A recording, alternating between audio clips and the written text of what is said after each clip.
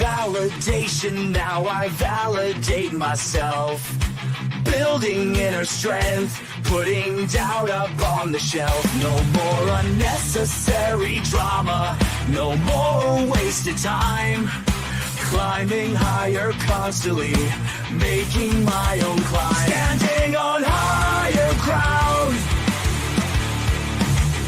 where excellence is found. My potential knows no bounds. Raising the bar, breaking ground. My network is my net worth. Choose your company wise. Surround yourself with eagles, not with sheep in disguise. Every interaction is a reflection of my brand. Quality over quantity, that's my personal command. Standing on higher ground, where excellence is found. My potential knows no bounds. Raising the bar, breaking ground. Whoa. I'm not just living, I'm manifesting my vision. Cutting through limitations with surgical precision. My expectations are my compass, my respect is my shield. To mediocrity and chaos, I will never yield.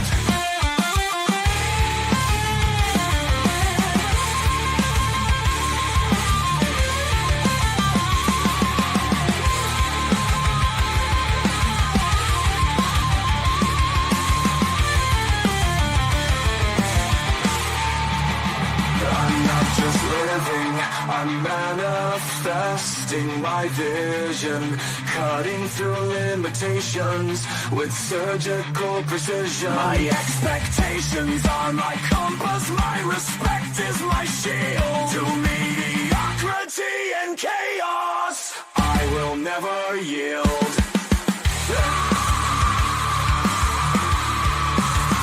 Standing on higher ground, where excellence is found. My potential knows no bounds. Raising the bar, breaking ground.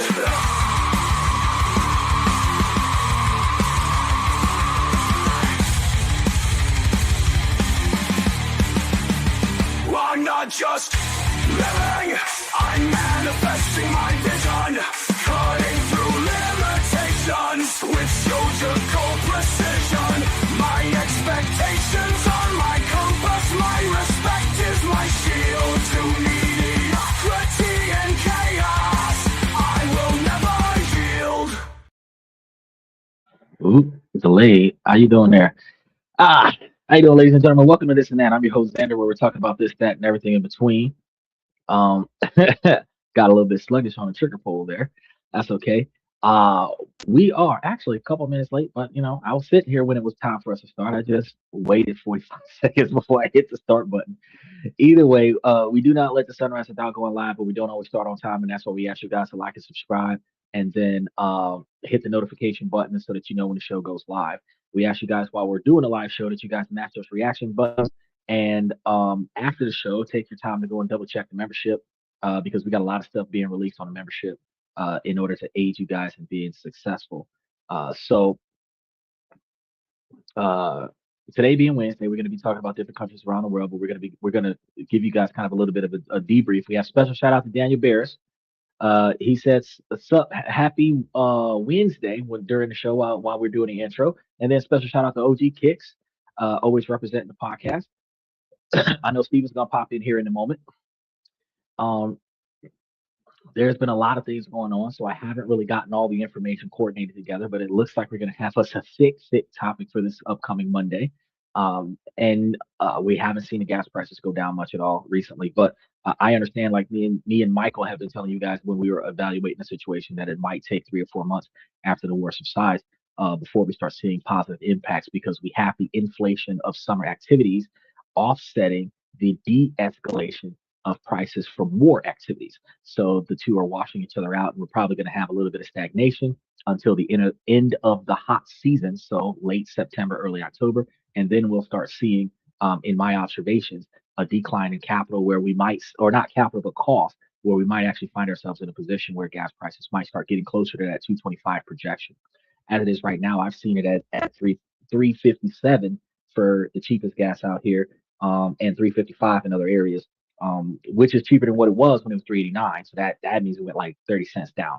But I feel like it might get closer to 325 by the beginning of August at best.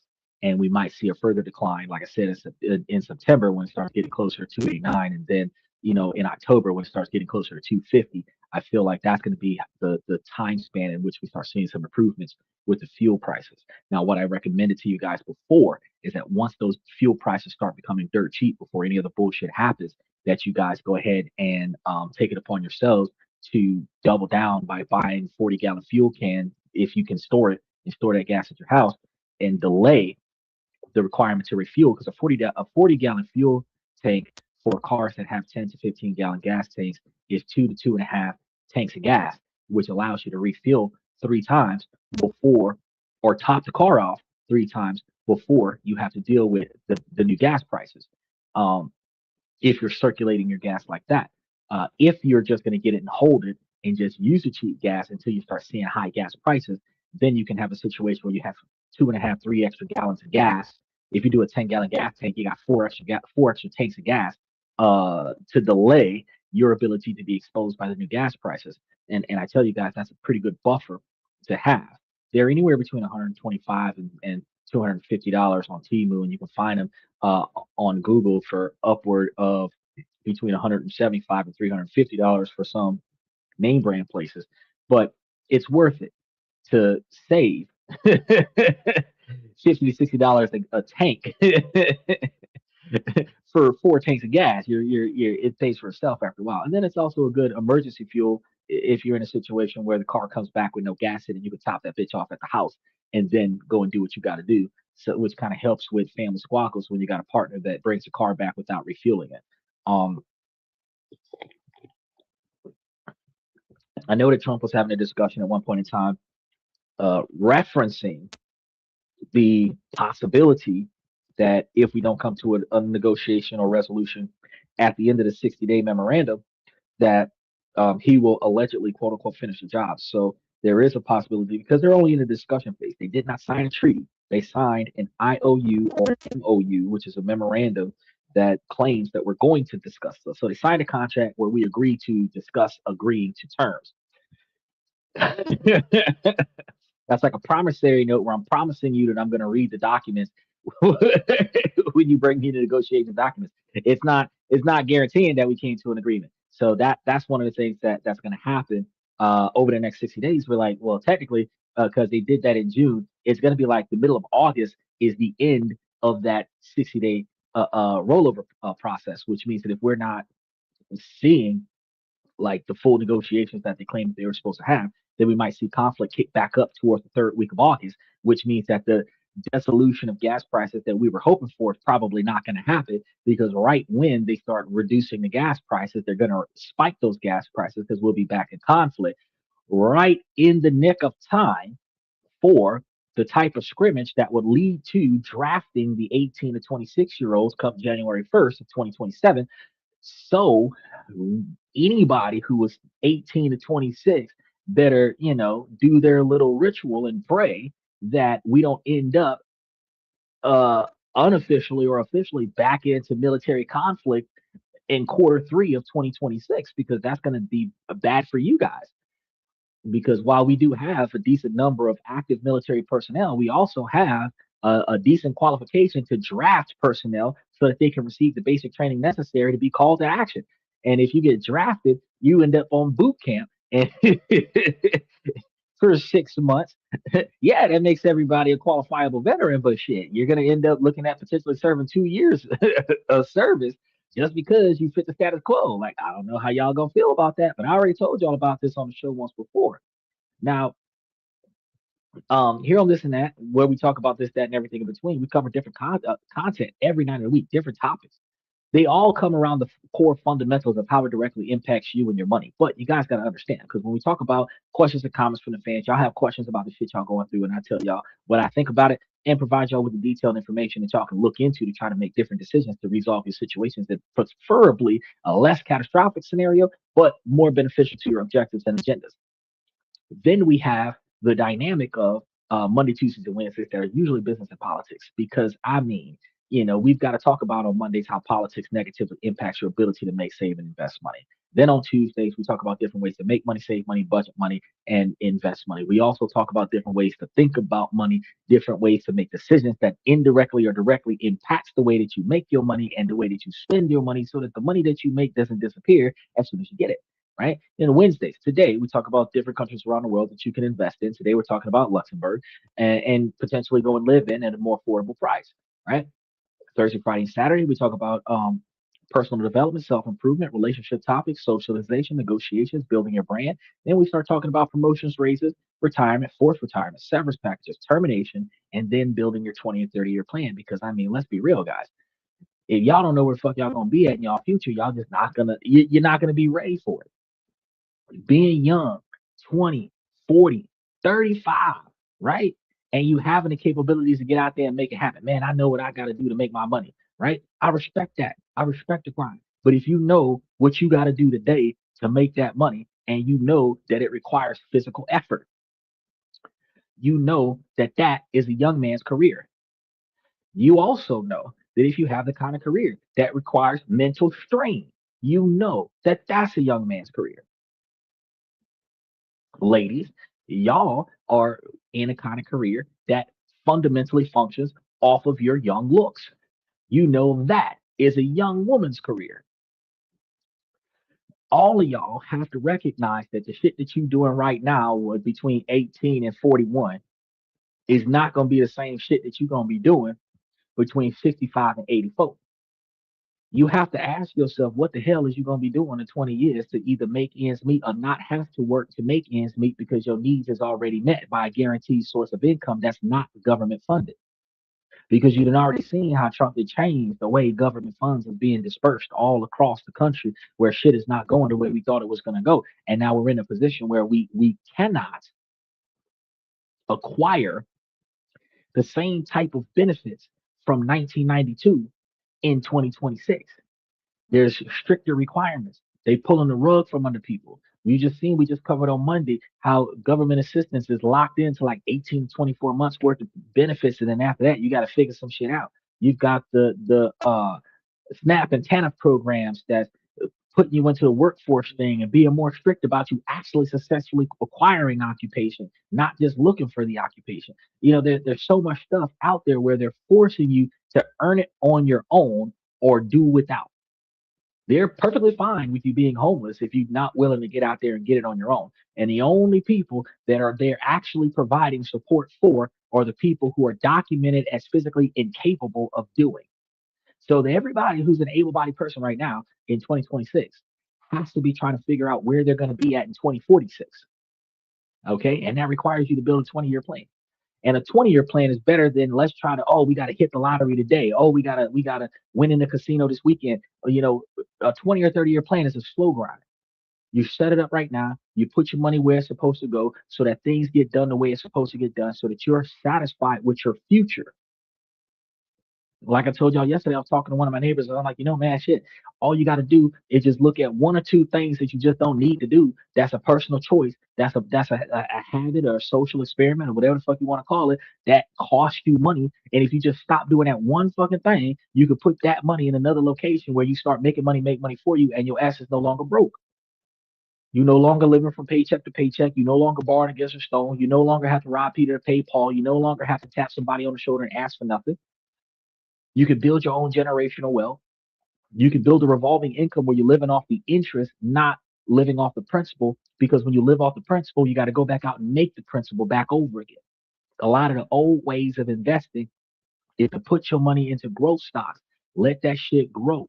And then when it's time to get your money back, you sell, pay taxes on the sale, and then live off of that. But I done told y'all plenty of different ways where it's like, bro, you can just build you the type of portfolio that just pay you to have it, where you don't got to sell shit, and then you just pocket the extra money, and you can set yourself up in a way where you can borrow against that and pay for certain things, and take the dividends and pay back the loan and not have to struggle. Get you $100,000 scenario, get you borrow 50 grand against it, go and buy yourself a 20 grand car, take 30 grand and pay your bills for 2 years. Let the brokerage account pay for the loan. By the time the 30 grand run out, you own everything. By the time the 30 grand run out, the loan paid off. You can borrow another 50 grand and do something else. You know, but people don't think about that. The wealthy stay wealthy because they don't spend money unnecessarily. They borrow against their assets, spend the loan money on personal desires, and then take the profits from their investments and pay off the loan, which is a tax deduction. So instead of them giving Uncle Sam money, they keep it because they're paying back their debt. They don't run from debt. They use debt as a tool to make money, make more money for them. I done covered on the show 3 or 4 times, this time last year, matter of fact, about how to leverage loans for profits. Find yourself in a situation where you have a low interest rate on a loan, borrow that money, put it in a situation where the money is at a high interest rate return. The money you owe versus the money you make has a difference between the two, and that difference between the two is your profit margin. 4 to 7% loans on student loans with 15 to 20 something percent interest on a brokerage account. That gives you a 7% difference, which means that you pocket 7% difference off of somebody else's money. You what $100,000 and $7,000 of it is profit a year for holding their money. You paid them back and you keep the 7,000 a year and you keep the 100 grand principal. That's not stuff that people talk about on a regular basis. That's what we talk about here. So y'all got to think about doing things differently than the way y'all used to do them, you know, because we typically put a lot of effort into instant gratification. If I'm going to make a big money move, I got to get paid now. If I'm going to put effort into something, I got to see the results now. We need to start focusing on long-term gratification. If I want to see myself somewhere, like take for example, the average American doesn't have a passport if they don't leave the country. But if you wanted to leave the country in the next 10 years, you need to get your passport. In order to get a passport, you need your birth certificate, social security card, a lot of other information. You need to get that information before you get the passport. You're not supposed to get this stuff the year you're trying to travel. You're supposed to already have this stuff. And then this stuff ain't cheap. Some places birth certificates almost $500 to get a copy of the birth certificate. You might not have that kind of money. You might have to save for that. So if you want to go to another country, it might take you 2, 3 years to get prepared to get there. Certain countries, underdeveloped, you might need to get a whole shit ton more vaccinations than what you planned on getting. You got to set up some extra doctor's appointments, get you a physical and shit. There's a lot of stuff, and that stuff got to be done within 6 months of leaving, right? So there's a whole preparation phase. It's not just pack your bags and figure out what clothes you want to wear to go somewhere. There's so much stuff that you want to do. Then what if you're traveling? What if you travel and you got pets? Are you going to leave them at home? Are you going to board them? How many months are you going to be gone? Are you going to take them with you? If you got to take them with you, or do you got to get extra shots for them? If you're going to get extra shots for them, do you have to quarantine them when you get to where you're going? How long is your trip going to be? Because if it's a 2 week quarantine, you're still going to need at least 1 or 2 weeks to wander around. You got to really figure out where do you want to be at in your future. And this is just talking about a damn vacation. This ain't even talking about permanent moving to another country like what we're talking about today. Dude, we just talking about, hey, maybe 3, 6 weeks, 9 weeks in another country and then come back. Who's paying the bills while you gone? Who's mowing the grass? Who's collecting the mail? You know what I mean? This is the stuff that we don't talk about. This is the stuff we don't talk about. But if we prepared for these things, are you going to leave the car at the house or are you going to leave the car at the airport? These are the things that we don't talk about, right? And because we don't talk about these things, we don't come prepared. You know, they do got some airports where they got like an online payment system. So if you was trying to go to the airport and leave your car at the airport, so it's safe at the airport instead of like unsafe, and I can't really say that it's truly safe because people steal cars from the airport all the time. But they typically steal the rental cars from the airport. They don't steal old school 25-year-old hoopty rides. You know what I'm saying? But yeah, it's a principle of fact. If you was trying to drive to the airport, leave your car at the airport while you out in the country, so that you could drive yourself back to the house when you get back into the country, you got to factor in how much it costs per day to leave your car at the airport, and if leaving it at the airport is cheaper than catching a cab to the airport. I know when I took my most recent trip, I realized it was cheaper to drive to the airport and pay the all day stay, especially since I have handicap plates, because they charge me half price. So I spent $10 to leave my car at the airport all day instead of spending $20 to $40 to be dropped off at the airport and another $20 to $40 to be dropped off back at the house. Right. So you have to factor in opportunity costs. So planning your 20 or 30-year plan for retirement requires the same detail to your expectations. Like, do you want to eat ramen noodles in your retirement, or do you want steak and lobster? You know, do you want home cooked meals every day, or do you want to eat out every day? Because even if you're eating expensive foods at the house, eating out and eating mid grade foods is still more expensive than eating at home high grade food. Steak and potatoes at the house is cheaper than burgers and fries in the streets. So are you trying to eat out? You know, Chili's, TGI Fridays, Ruby Tuesdays, every day of the week, or are you trying to cook at the house? You know, these are the things that you have to ask yourself when you start thinking about what does my retirement look like. You know, and I tell y'all on a regular basis, giving me that Miss America pageant answer. Oh, I want to be happy. I want to be healthy. I want to be stress free. Those are byproducts of your decision making skills. So, what decisions are you going to make to accomplish that? In order for you to be in good health, you should probably have a health savings account created right now. You should have an international health insurance policy that you have access to right now, and preferably find one that's better priced than the local health insurance policy that you have right now, so that when you don't have to worry about changing over when you leave countries, because if you have an international health insurance policy, guess where the fuck that motherfucker works? Right here. So you get that shit together, and your health savings account tax deferred, but that's going to be paying for your old age when you reach that old age. So even though you can get $1 million in a brokerage account, you should have $500,000 in a health savings account so that you can pay for your old age, right? You know, these are the things that we don't talk about. This is the stuff he said. Ramen noodles suck big time, bro. Hey, instant noodles, wax noodles, them shits. If you eat them dry, I don't know, but you could take you some ramen noodles, and instead of using the packs that they put in there, you can go get you some pork rub and sprinkle it on there, make them taste like barbecue. You can take you some ramen noodles.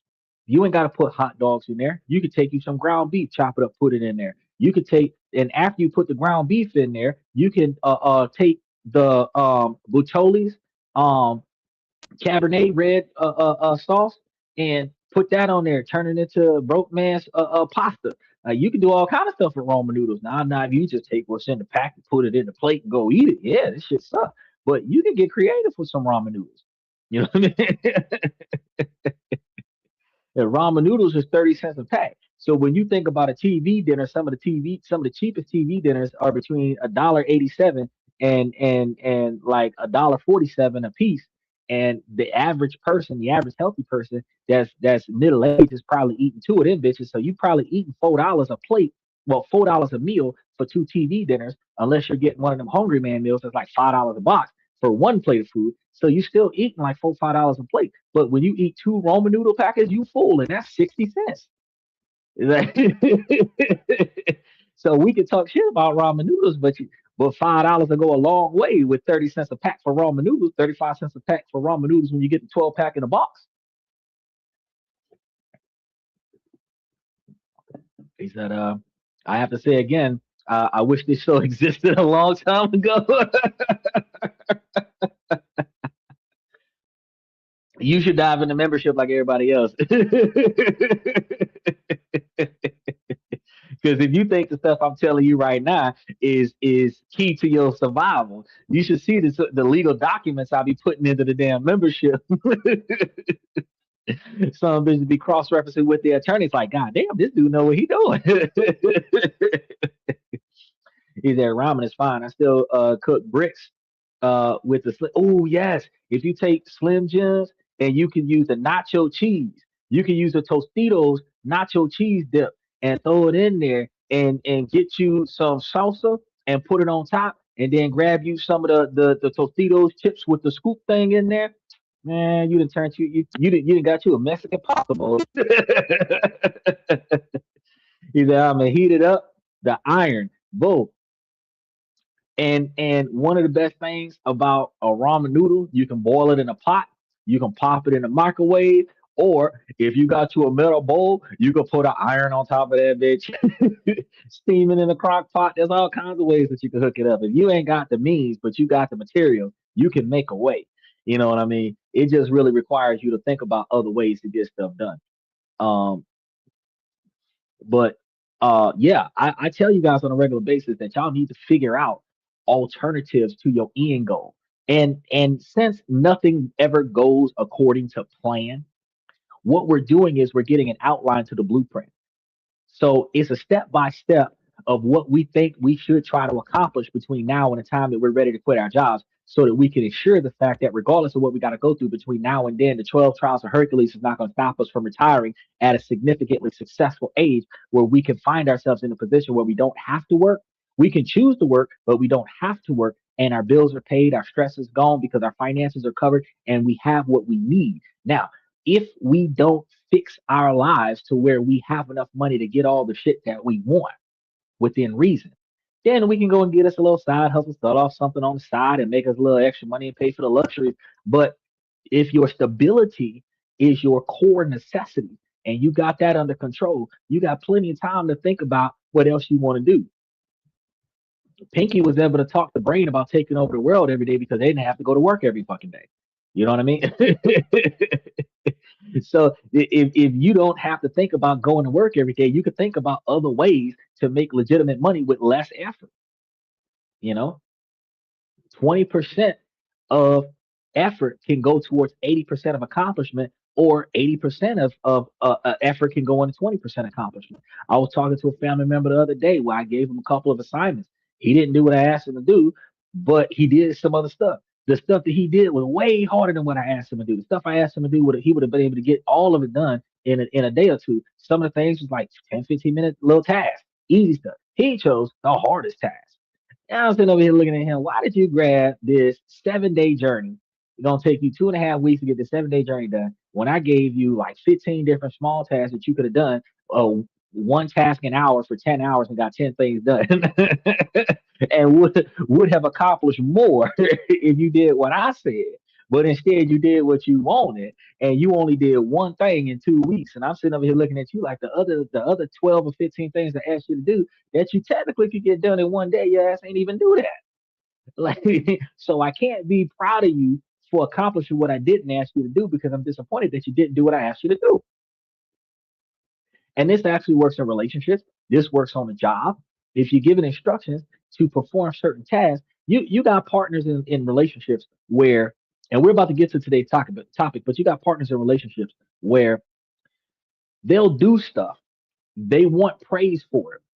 You don't praise them for it because that's not what you wanted them to do. They're pissed off at you because they didn't get praise for fucking up the rotation. They feel like they did something. They feel like they did something.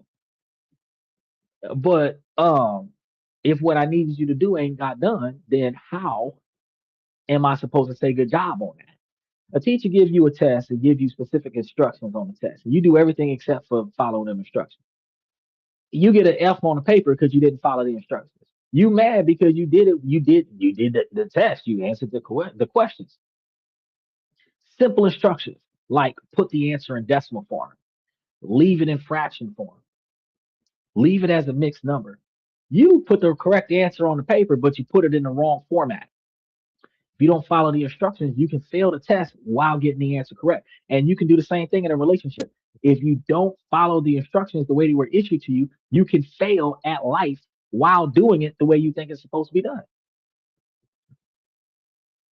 Not a lot of people realize that, but that's the way things are. And it is crazy that things are like that.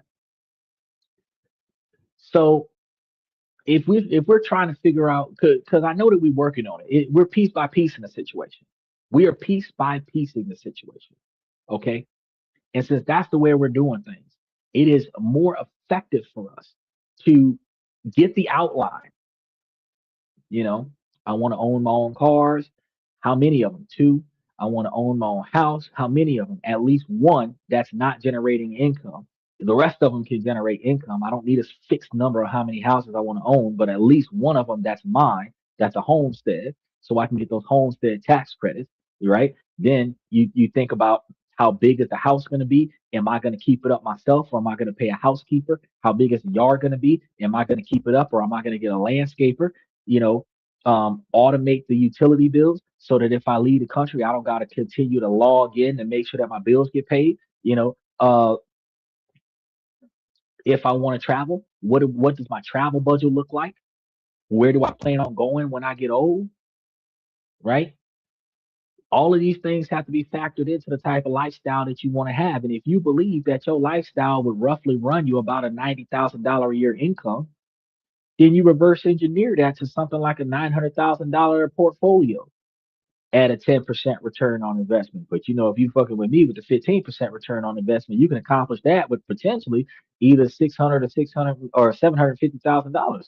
But either way, if you know that that's your final number, and these are the things that you're trying to accomplish to get there, then you can reverse engineer that to say, okay, well, I need to put away like $800 a month to get to where I'm trying to go. I need to put away $900 a month, where I'm putting $300 a month in my health savings account and $600 a month in my brokerage account, so that I can make sure that my health coverage is covered and my retirement is covered at the same damn time.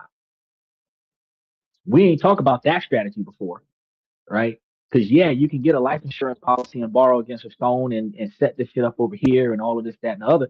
But with these life insurance policies, if you owe a balance on the loan that you borrowed from the life insurance policy, the policy covers the balance, the difference. So if you had a $250,000 policy and you borrowed $100,000 on the policy and you're paying the policy with interest, then when you die, the policy is going to take the $100,000 that you owe and whatever interest on top of it, and leave the other 100,000 or $50,000, whatever's left over, to the successor, right? So while that's good to do in a way, it also requires you to have a surplus of capital in order for you to borrow against it, where that capital is not paying you on a monthly basis. So if you had a life insurance policy that was being paid for by a brokerage account, that would make a little bit more sense. Because if the brokerage account is paying your life insurance policy, you borrow against a life insurance policy, the profits from the brokerage account is paying on a loan, where the life insurance policy is backed by the assets of the life insurance policy. So you don't have to worry about losing a brokerage account, which means you can will the brokerage account to the kids, put it in a trust, right? All of these different strategies that exist for your final days. And your final days is not like, oh, I only got a month left to live. Your final days might be retiring at 65 and living to 106. Your final days might be like 40 fucking years of unemployment. You got to understand, everything after 75 is not, I'm going to work every day. It is, you know what? My back hurt, my neck hurt, my hip hurt, my knees hurt, my ankles hurt, my hands hurt. When you're in your late 80s, early 90s, I can't even wipe my own butt. I need help getting up off the toilet. When you start getting closer to 100, you got to get wheeled around by an assistant. You know what I mean? And you got to plan for that stuff. When you get too old to walk around on your own 2 feet, who's going to be pushing you around? Is it going to be one of your kids or your grandkids, or are you going to have a in-home nurse? You got a budget for that shit, right? Now, I spent 35 minutes talking to y'all about y'all future. Nobody's parents sat them down and spent 30 minutes talking to them about their future. They talked to them about their college. Go to college and make something out of yourself. Again, a Miss America pageant answer. Go to college and make something out of yourself. You know, not exactly what are you going to accomplish in college. It's just go there. And by the time you're done, be successful. It's wild. It's wild. But let's go ahead and get started with today's show. Let's go ahead and get started with we're talking about Luxembourg. Because there's this irresistible narrative about Luxembourg. I mean, you know that there's a like a tiny island, it's like a fairy tale country in the heart of Europe, and it's often called the richest country on earth per capita. Right now, it's a place that whispers promises of an incredibly quality of life. So it's an incredible quality of life. There's amazing salaries there, pristine safety, and a social system that's got your back from cradle to the grave. Clearly, there are no minorities here. I'm just throwing it out there. That you go into a place like this, I'm probably gonna be the only one with a tan getting off the plane. Uh, but you know, if you hear those whispers, read the articles, see the pictures of the stunning Grood Valley, the polished financial district, and the charming cobble streets of the old town, you might find yourself sold on the dream that Luxembourg offers one of the best lifestyles in the world, a place where everything just works, right? So we decided to put this dream to the test. If you were to go to Luxembourg with a very specific challenge, single person actually living in this area and enjoying the famous quality of life on a budget of $3,000 a month. And I always give you guys this $3,000 a month budget. And the reason why I do that is because poverty in America like stops at 30,000 a year on paper, but it actually technically kind of lingers at around $50,000 a year, to be honest with you, with inflation. But the average American is making like $36,000 a year in that gray area because they make too much money to qualify for government assistance, but not enough money to meet the basic needs of an American citizen's expectations, right? However, even though we feel or being treated by society as being poor and broke in a lot of other countries around the world, $36,000 a year, you're rich as fuck. So $3,000 a year or $3,000 a month, $36,000 a year, I evaluate with most countries around the world exactly if and how you can function in other countries with that budget.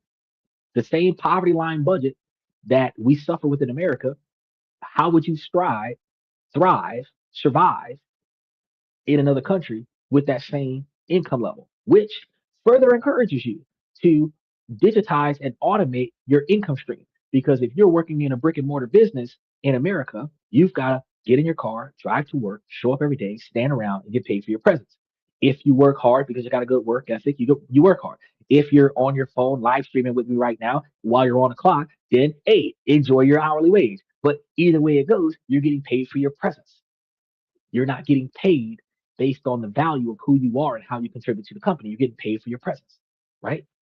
Now, if you were to create, and I'm going to get back to the main topic real quick, but I'm going to say this in a brief, short scenario. If you were to create an income stream that you can function off of a computer, laptop, or other electronic device that only requires a little connection to some stable Wi-Fi, there's plenty of countries around the world where you can establish your income stream, where you don't necessarily have to quit working entirely. You can just quit working for the person that you don't like, the person that doesn't appreciate you, or just quit working for a stationary company where you can now travel the world and make money and make that money make money for you so that you don't have to uh, um, find yourself idle in any one specific country, right?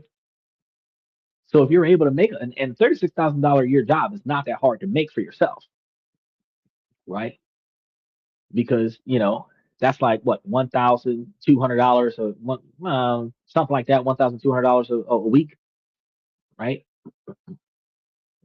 So if we think about this though, because we're talking about Europe, if we think about the exchange rates right now, that's roughly somewhere about 2,750 euros. In many parts of the world, that's a very comfortable standard of living. But we're about to find out what's going on with Luxembourg because Luxembourg is not most parts of the world. Now, this is the story of the experiment. This is going to be real brutal financial realities of trying to live in one of the world's wealthiest countries when your salary isn't quite at the top tier. Now, it's going to be less of a story about thriving in this particular country and more of a story about surviving because it is a detailed number by number breakdown of where every single euro goes. And for anyone thinking about moving to a country like this, the answer is both shocking and absolutely critical to understand. Now, the dream for today's show is simple: move to Luxembourg, earn a decent wage, soak up the legendary work life balance and European charm. The budget we're setting, 3,000 US dollars after taxes, which is approximately 2,750 euros in your pocket. Now, the first reality check is going to hit before you even pack your bags when you start looking for a place to live. And within hours of this behavior, you're going to realize that your entire trip is going to be on the verge of collapsing because a standard one bedroom apartment in or near Luxembourg City isn't just expensive, it was a budget annihilating catastrophe. We're looking at prices starting at like 1,600 euros and quickly shooting past 2,200 a month. That's almost all the money. That's not for a luxury penthouse, though. We're talking about a basic small apartment. So if you did the math, something like 2,200 on rent, 2,200 euros on rent for a 2,750 euro budget, that's going to leave you with like 550 euros for everything else: food, bills, transportation, heaven forbid, a social life, right? It is immediately, shockingly clear that for us to live alone, living in Luxembourg City, not just going to be tough, it's mathematically impossible. We would likely have to double our expectations and walk into this country with like $6,000. So that's before we start letting panic creep up into us. We've got to make a huge compromise. So before we even start talking about buying plane tickets, we're going to start talking about living in Luxembourg in a different way, right? So we're going to try to afford living near Luxembourg, not directly in Luxembourg. Follow me now. Dig really deep into this because if you get this wrong, your Luxembourg dream is going to be over before it starts. Housing isn't just the biggest expense here, it's the biggest single factor that defines your financial life everywhere around the world, and it's going to control everything. So some people suggest a single person's monthly cost can be around 1,300 euros, and that's going to be before you pay rent. So if your budget is supposed to be 2,750 euros, we're already looking at a tight budget, right? He said compared to the United States, it's not that bad.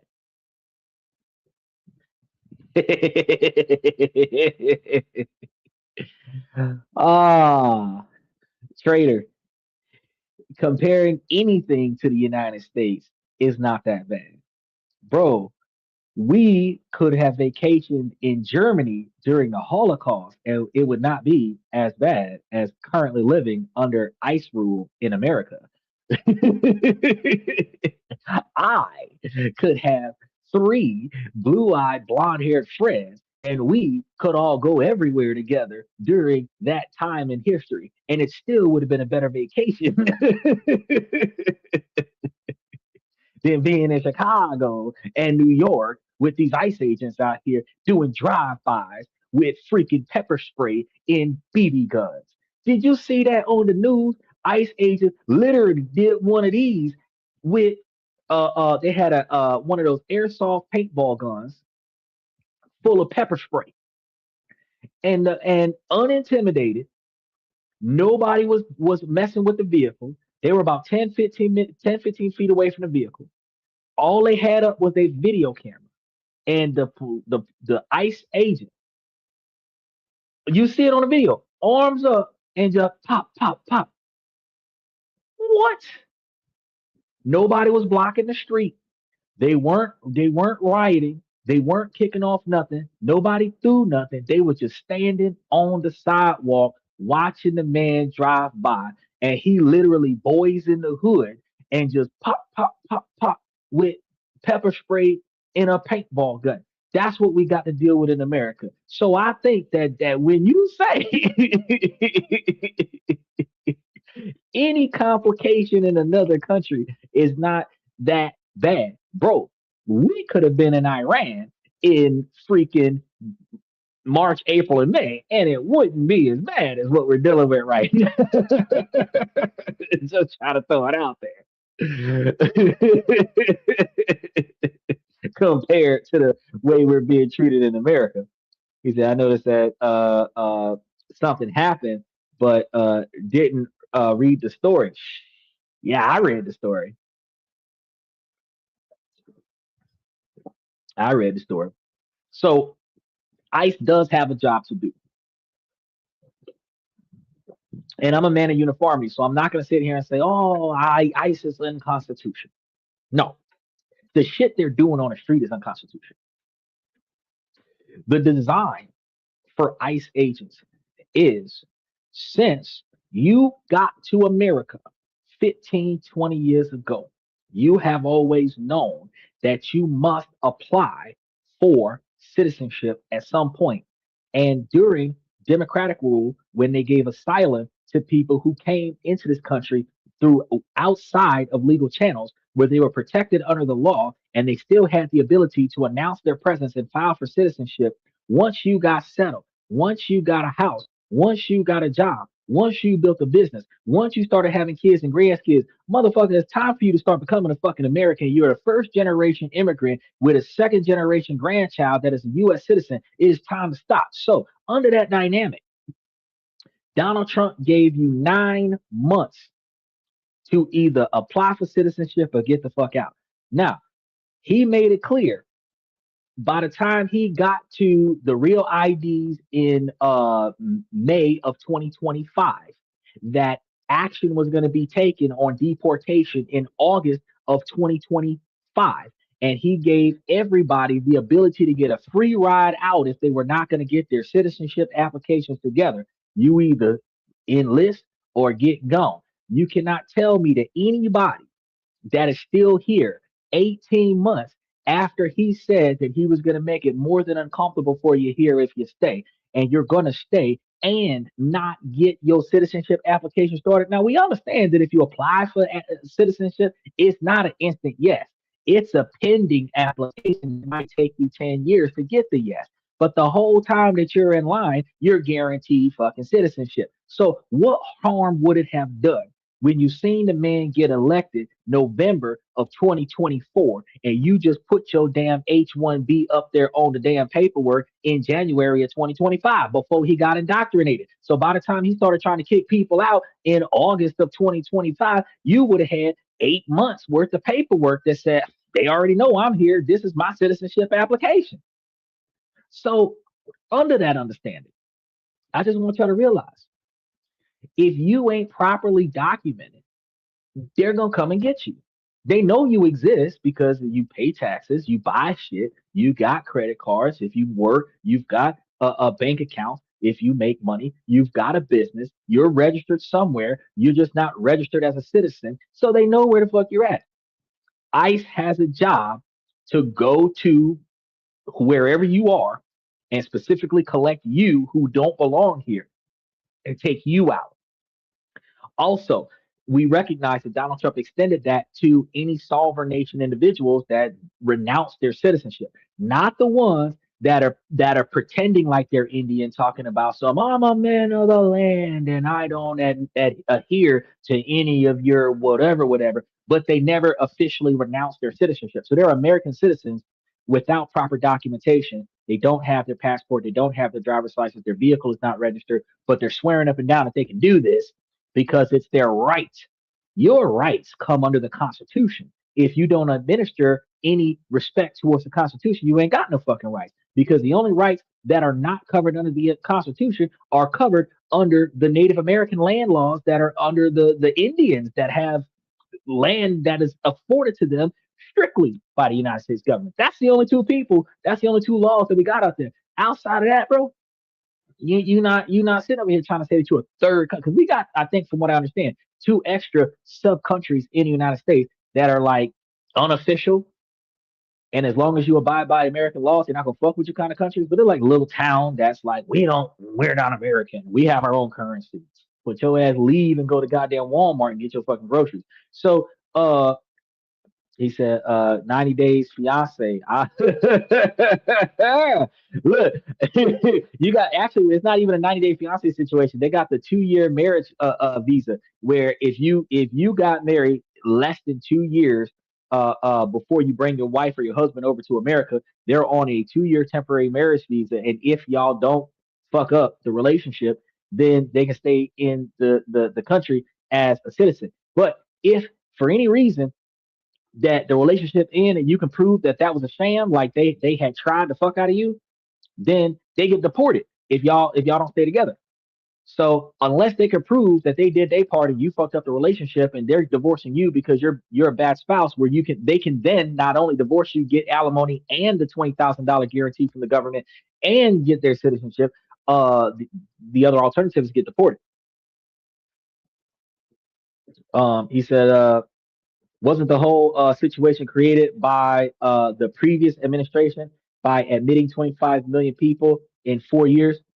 Um, well, okay, so here's the problem, because when we start talking about, oh, well, it's the Democratic Party, it's the Republican Party, it's this party, it's that party, you know whose fault it is that well over 200,000 motherfuckers was crossing the border every month? That was because the people who were paid to stand at the fucking border and shoot anybody who didn't have the authorization to come across the border wasn't doing a fucking job. Once you get into the country, I mean, what is the United States government supposed to do about you when there was originally laws in place for people who were in a distress situation that was coming from combat, that was coming under asylum, and places like Mexico where you have the cartel where people flee for their lives, get safety first, and those people get sanctuary and then get citizenship because they came here to start a new life and protect their families from the dangers of where they were. But now you got a lot of people in Mexico that's like, fuck this, I can make money in America digging ditches, and they leave and they just cross the border and don't do shit. So we can't say that it's just the last administration that fucked up the rotation, because you got to remember the whole fucking agricultural portion of our country ran off of manual labor from foreign entities. So the grape pickers, the orange pickers, the banana pickers, the cotton pickers, it was all Mexicans. Ditch diggers, house builders, trenches, electricians, anything that was outside in the sun, hot. I'm not going to do it because I got 5 degrees kind of job, was Mexicans doing it. All right. So they stabilized our country. If we're sitting over here trying to say that the last administration did something wrong, you have to understand that well over 13 million of them was here, and they were not the ones going to jail every day. They were not Glock switches. They were not breaking into houses. They were not sitting on Section 8 and getting stimulus checks and all this other shit. They worked for everything that they had. They put 40 people into a house and everybody pooled their money together and everybody ended up with a Ford F-150 inside of 2 years that they bought with cash that they work for from their job that they work for. Where the average American will live off of somebody, cheat the system, tax fraud, IRS fraud, all these other things, fake an injury so that they can get free checks so that they don't have to work. You have generations of people in the 80s that would make their children take a test so that they could be identified as mentally disabled so that they could get a free check for having a child so that they wouldn't have to work. Each child that you put on SSI, they get you $1,000 a month for each child, and you got 4 children. That's $4,000 a month. You don't got to work. You live in a middle class lifestyle because you got 4 children for 4 different baby daddies, and all of them are identified by the United States government as mentally incompetent. So now that you're the caretaker of 4 mentally incompetent children, now you've got a free check and food stamps, and you ain't got to do shit. This is what American people would do, not Mexicans. So I can't say, oh well, the uh uh uh Obama or Joe Biden or somebody, Camilla Harris or somebody fucked up the rotation by allowing these people to come in. No, if you wasn't shooting on first sight in fucking Texas, that's y'all's fault. Now, once they got here, the government was like, look, let them work. They're paying into the economy. He said, I think even Obama secured the border. That's what I'm trying to tell you. So, but that's not my point. My point is that ICE had a purpose. They were supposed to apprehend individuals that no longer belong here and remove them. The problem that I have is when ICE is traveling from their home base to the destination of their assignment, they are terrorizing American citizens that are not involved in their responsibility to seek and apprehend non Americans or unauthorized citizens in America. That is my problem. If ICE is driving up the street with a mask on and shit, and you whip out your camera and you're recording them as they pass, they will try to fuck with you and terrorize you and force you to go back into your house or beat your ass because you don't want to go back into your house when all you doing is watching them pass through. I think that that is unconstitutional because our First Amendment right to record, our First Amendment right for journalism, our First Amendment right to report what government agents are doing on our streets is our right to do, as long as we're not doing it in a violent fashion. So if we're watching them pass through our streets, 30 SUVs and 3 tanks deep, as they pass through our subdivisions so that they can go pick somebody up, family of 5, snatch them up and bring them to a black site. If we want to monitor what they're doing, we have every constitutional right to do that. They look, let me tell you something right now. I'm gonna tell you some shit y'all didn't even think about. He said the nose picker. Average IQ between 70 and 100. Yeah, you're right. But let me tell y'all something. Y'all remember Malcolm X, right? Malcolm 10. I love that movie. Look, Malcolm Roman numeral 10. Uh, when the black men was marching down the streets with their rifles, they ain't have tanks out there because these people had constitutional rights to be out there protecting themselves where they was out there protecting themselves. Now, if back in the 40s, 50s, 60s, when black folks was treated like crap, 70s and 80s when black people was treated like crap, they was able to march down the street 50 or 60 black men deep with shotguns and protect themselves inside of the Constitution and inside of the law. What the hell has happened to this country when 150 white boys with cell phones and GoPros is getting drive-bys by ICE agents and getting hit with pepper spray? The pepper spray is supposed to be for self-defense. It is supposed to be for riot control. It is supposed to be for either preventing yourself from being attacked or de-escalation for inappropriate behavior during an overly crowded scenario. And the police officers are doing drive-bys with pepper spray. That require if I was in that vicinity, honestly I wouldn't be able to go live no more because I would have either did some shit and not survived, or did some shit with the jail because you just drove by on me and your vehicle would have been riddled with bullets. I'm telling you, you come around me with that fuckery. I'm an American, and I know that they're eventually going to make it to my city and they're going to make it to my state. But the motherfuckers better not come to my motherfucking door. Now, nobody in my house is a non-American, but if they came to my door knocking looking for Americans, that would be the last time I go live because that type of behavior is inappropriate and unnecessary. You know where you're supposed to go. Roll up your windows, lock your doors, mind your fucking business, go to your destination. You're not patrolling the streets to keep the peace. That's what local law enforcement is for. ICE has a responsibility to seek and apprehend people who don't belong in this country. That's all they're supposed to be doing. That is the whole funds that they're supposed to be getting for. When people are stopping them from doing their job, like the riots that used to happen back in the day where they weren't letting the vehicles through, yeah, you get out there and bust their ass, pepper spray them, run them over with the vehicle. They asked for that, but the road was clear in this instance, and this just happened over the last week. The road was clear in this instance, and dude had the audacity to do a drive by with pepper spray. Had we not had cameras, he would have did a drive by with an AK-47. That is a problem that I have. So when you say that, Luxembourg, Europe is, not that bad in comparison to America, the reason why I went down this rabbit hole story in the first place, yeah, any place in the world is not as bad as America because we're like number 135 or 145 out of top 191 countries in the world.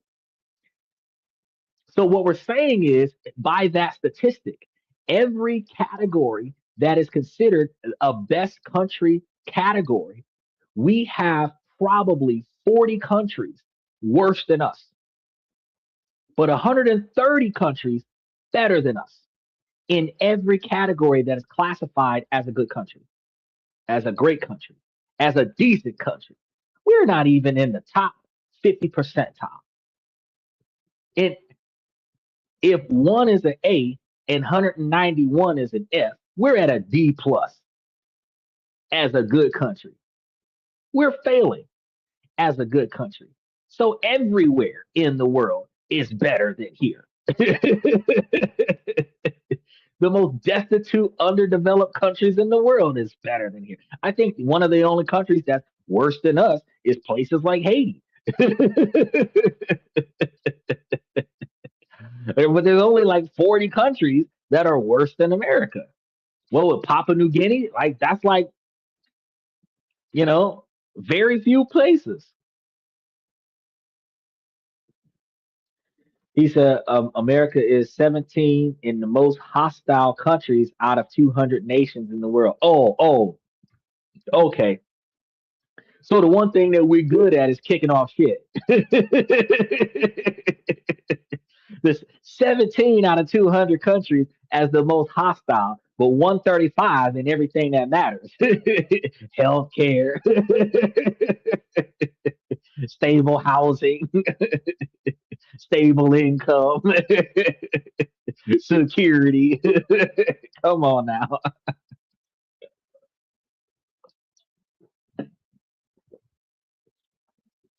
And we can't blame the other political parties for that because it took 130 something million Americans to make this country look, feel, and exist like shit. It was not decisions made by the top 500 because they made the blueprint and then passed the blueprint down to 50 states. And those 50 states all had leaders who turned the blueprint into a rule brick. And that rule brick was administered to the general population where law enforcement enforces that rule brick like the Ten Commandments. So it's like shit because probably a good 300 million Americans a year contributed to fucking it up the way it is right now.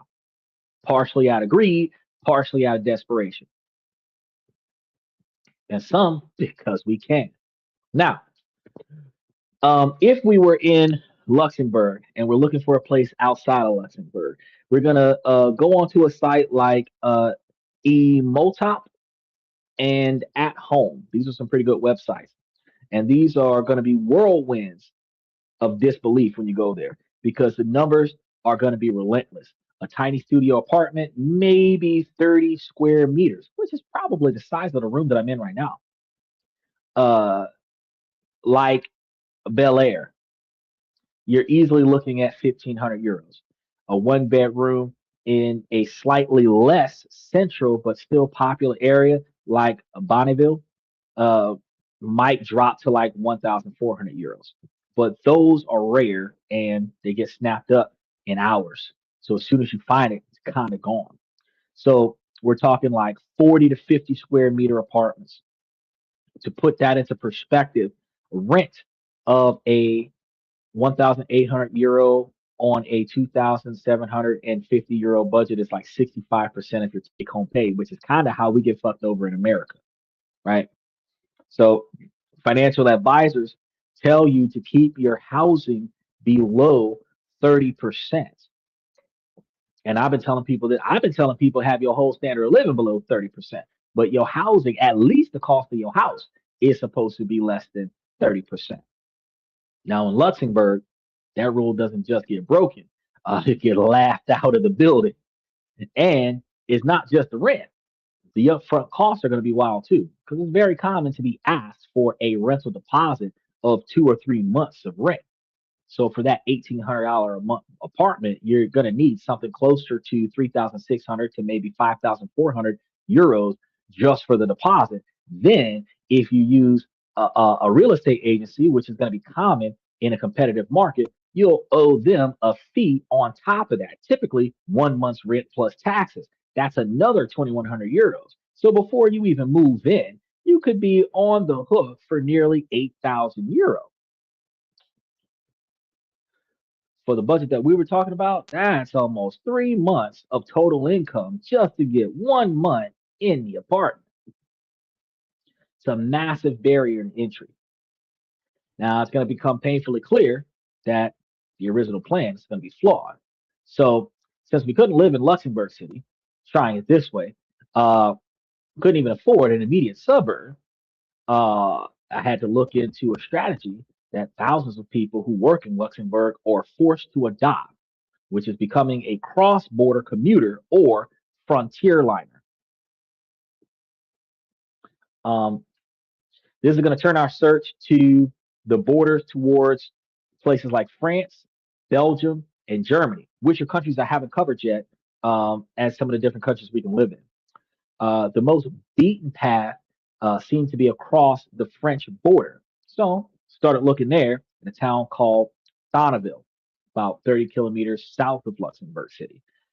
It's not glamorous, just a simple post-industrial French town, but it has one critical feature, which is a direct and frequent train to Luxembourg. Um, and that's going to be the main station. The difference in rental prices was immediate and dramatic. So in Thonneville, we find one bedroom apartments in the 750 to 950 euro range.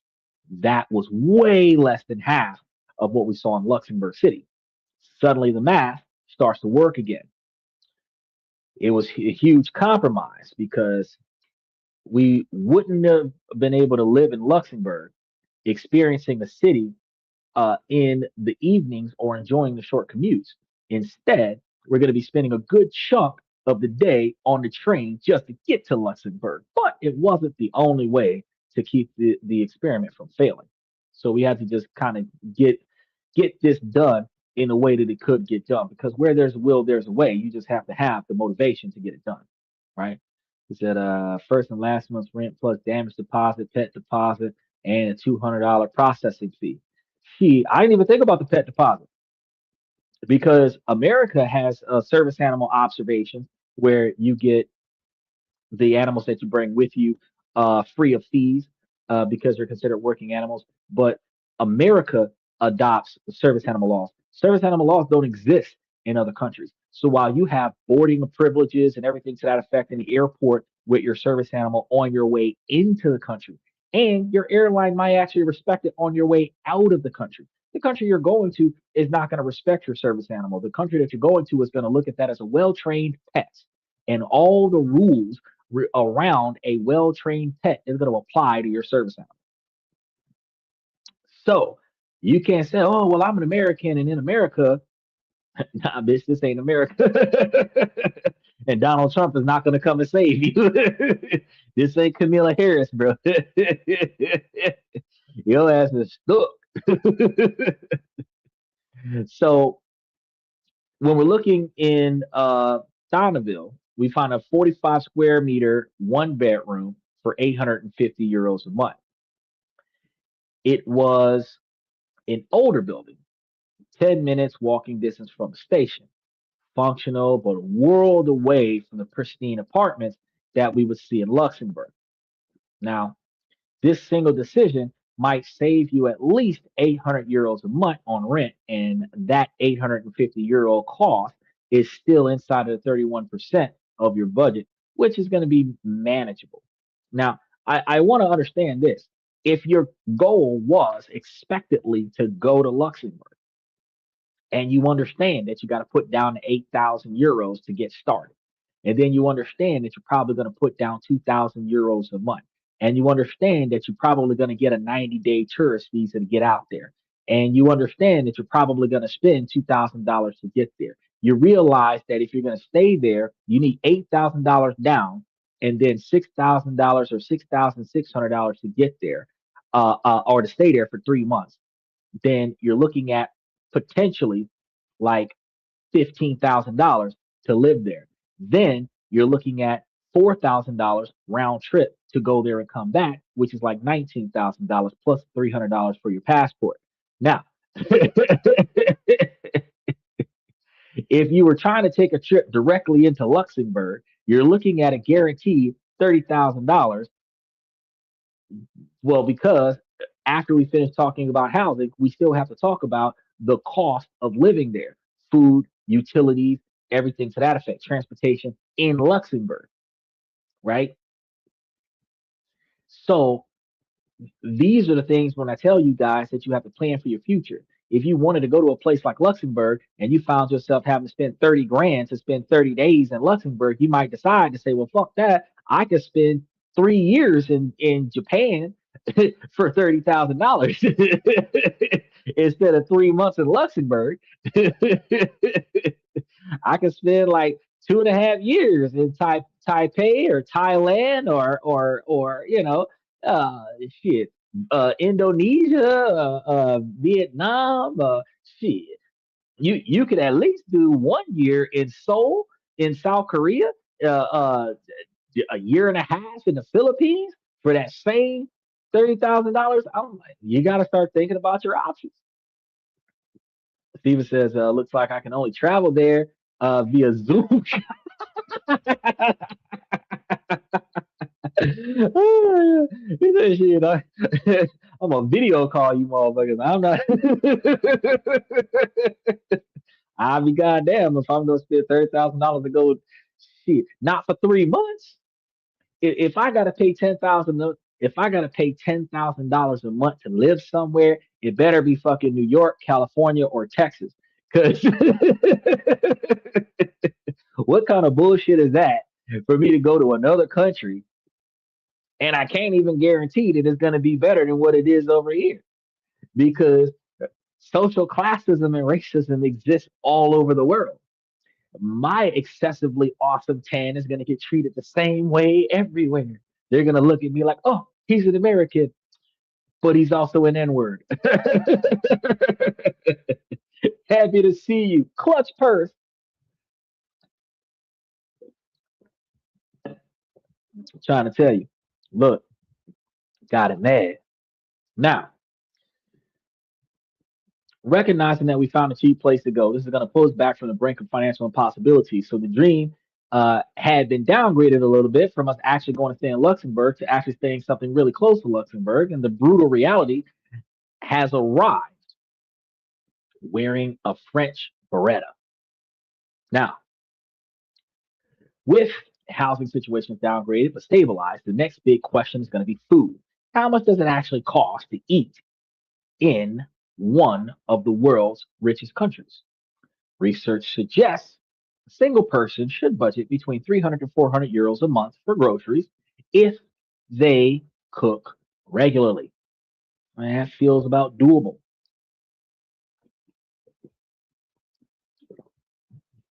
So if you plan to cook nearly everything, treat dining out as a rare luxury, supermarket landscape is a perfect mirror of the country's economy.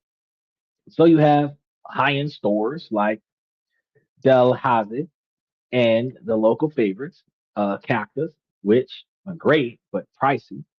Fuck, you think I'm eating cactus, but I mean, some people might fuck with that cactus. The closest I'm gonna get to cactus is an autograph from Cactus Jack. But you have mid-tier hypermarkets and auction on the city's outskirts. And then you have the German discount giants, Aldi. We know about Aldi. You have Lidl, which are, by a long shot, the cheapest places to shop. Special shout out to Max the Poser. Uh, so for my experiment, we have to go to places like Aldi and Lidl, Devotee. So Lidl, Devotee, we got to go there. We're going to set a street weekly grocery budget of about 75 euros. That's weekly. aiming for that €300 a month expectation. You might go out there, Luxembourg, with your eyes open, liter of milk, €1.45. Dozen of eggs, $4 or more. Simple loaf of bread, $2 to $3.50. Kilo of chicken breast is around $11.50. None of these are individually insane, but they add up fast. You might carefully find your first weekly shopping trip to be about €82, already over budget, right? Over the month, you're going to learn something ruthless.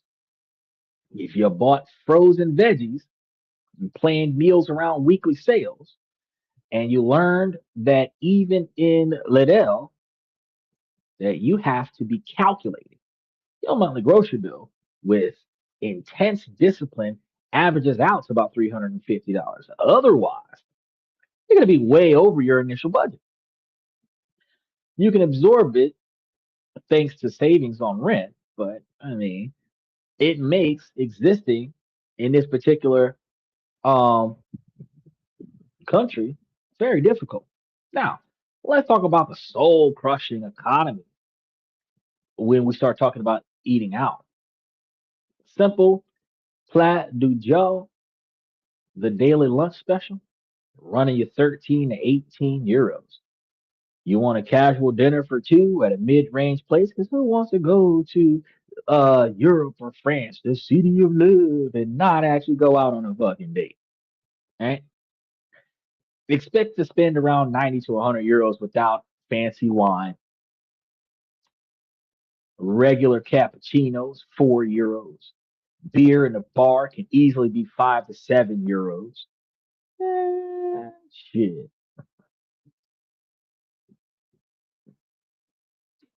He says, I have yet to make a grocery list in my life. Look, I'm gonna tell you something. We find ourselves in situations where uh you know what you want. So here's the thing when it comes down to that, Stephen. Men are predictable, women are indecisive. Ladies, I ain't trying to take shots at you, but this is a male driven podcast from the male's perspective, and you'll have to understand the male's perspective. Men find what they like either through exposure from their parents or the relationships that they're in, be it romantic relationships with their romantic partners or the friendships with their homeboys. Somebody introduces them to something, they like it, and that's what they're going to get. You go somewhere, you order something, that's what you're going to get.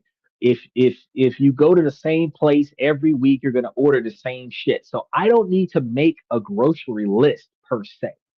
I know what I ate last month, and I know it's not in my refrigerator this month. So that's what the fuck I'm going to the store to get right now. That's how we operate as men. We're in and out of a grocery store because we're replacing what's not there. When we order stuff online, outside of random impulse buys, we typically buy what's missing out of the house. Something gets broken, we buy a replacement. Something needs to be fixed, we buy the tools to fix it. We experience the expansion of a toolkit by the tools required to build the things that we bought. And then we put the tools away because we may never need that tool again until we buy something else that's similar to the last thing that needed to be assembled or repaired. Right. So we do not put ourselves in a position to need a grocery list. Now, if we're in a relationship with an undecisive person, we're going to need a fucking grocery list because I'm going to get the stuff that I know that we're supposed to have in a house. And then you're going to write down all the shit that you want me to get on top of the things that I know that we need. That's where the grocery list comes from. Not knowing that we need stuff and not wanting to forget that, right? If you have children, you're probably going to make a list. The stuff that the kids need is irregular things. So you gotta write it all down so that you don't forget it. Because God forbid you come back without it and the kids be like, where's my whatever the fuck it is? Oh shit. And then you gotta get in the car and go back to the store and go get specifically that. Right. So most men don't make a grocery list. But and then you stay with your father. You don't need to make a grocery list for your dad because you look in the fridge, You see what he eats, you see what's missing, you add that to the things that you're gonna go and pick up from the store. So technically you don't have a written grocery list, you have it in your brain. You remember what was in there, you remember what was taken, and you remember who took it, and you remember how much is left. And when you go to the store, you're like, I'm just gonna get all of this shit. And if you're anything like me, you might double down on some shit like, man, my daddy be eating some good stuff. I'm gonna get two of them. That way I get some too.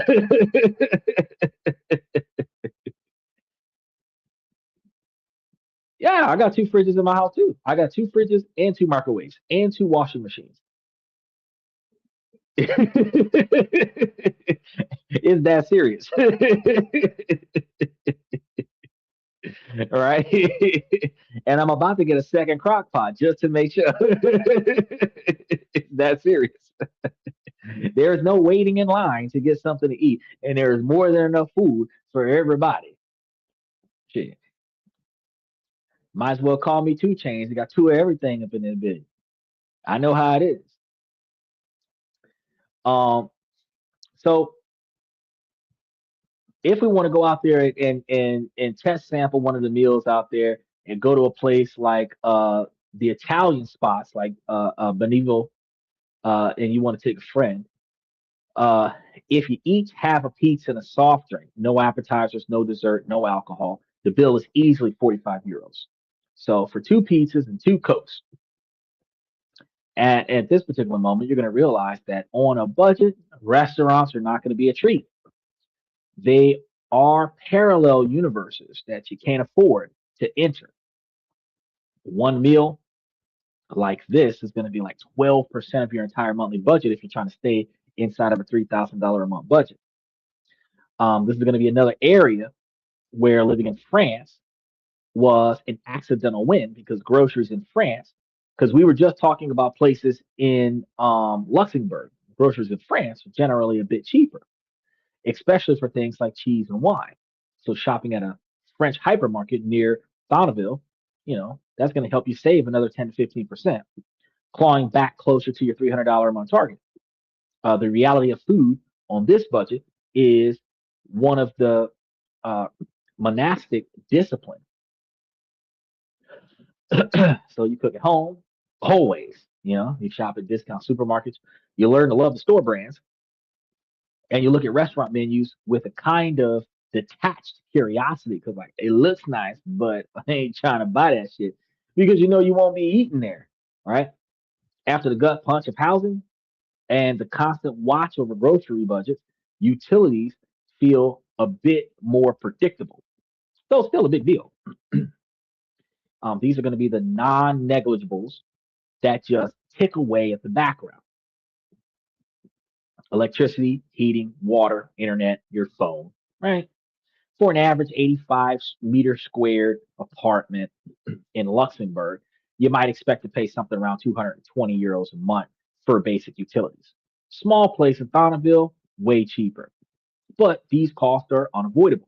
Electric prices in Luxembourg, while often lower than in Germany and other neighboring places, are still a significant cost, even with government subsidies in place to ease the burden for households.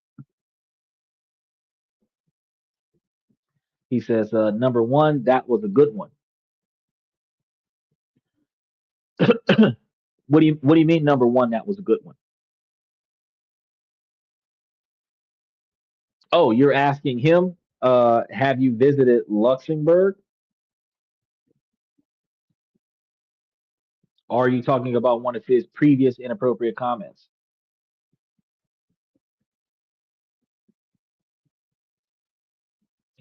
Now, we think about the first bill in France, which bundles electricity, gas, and water, comes to about 160 euros for the month.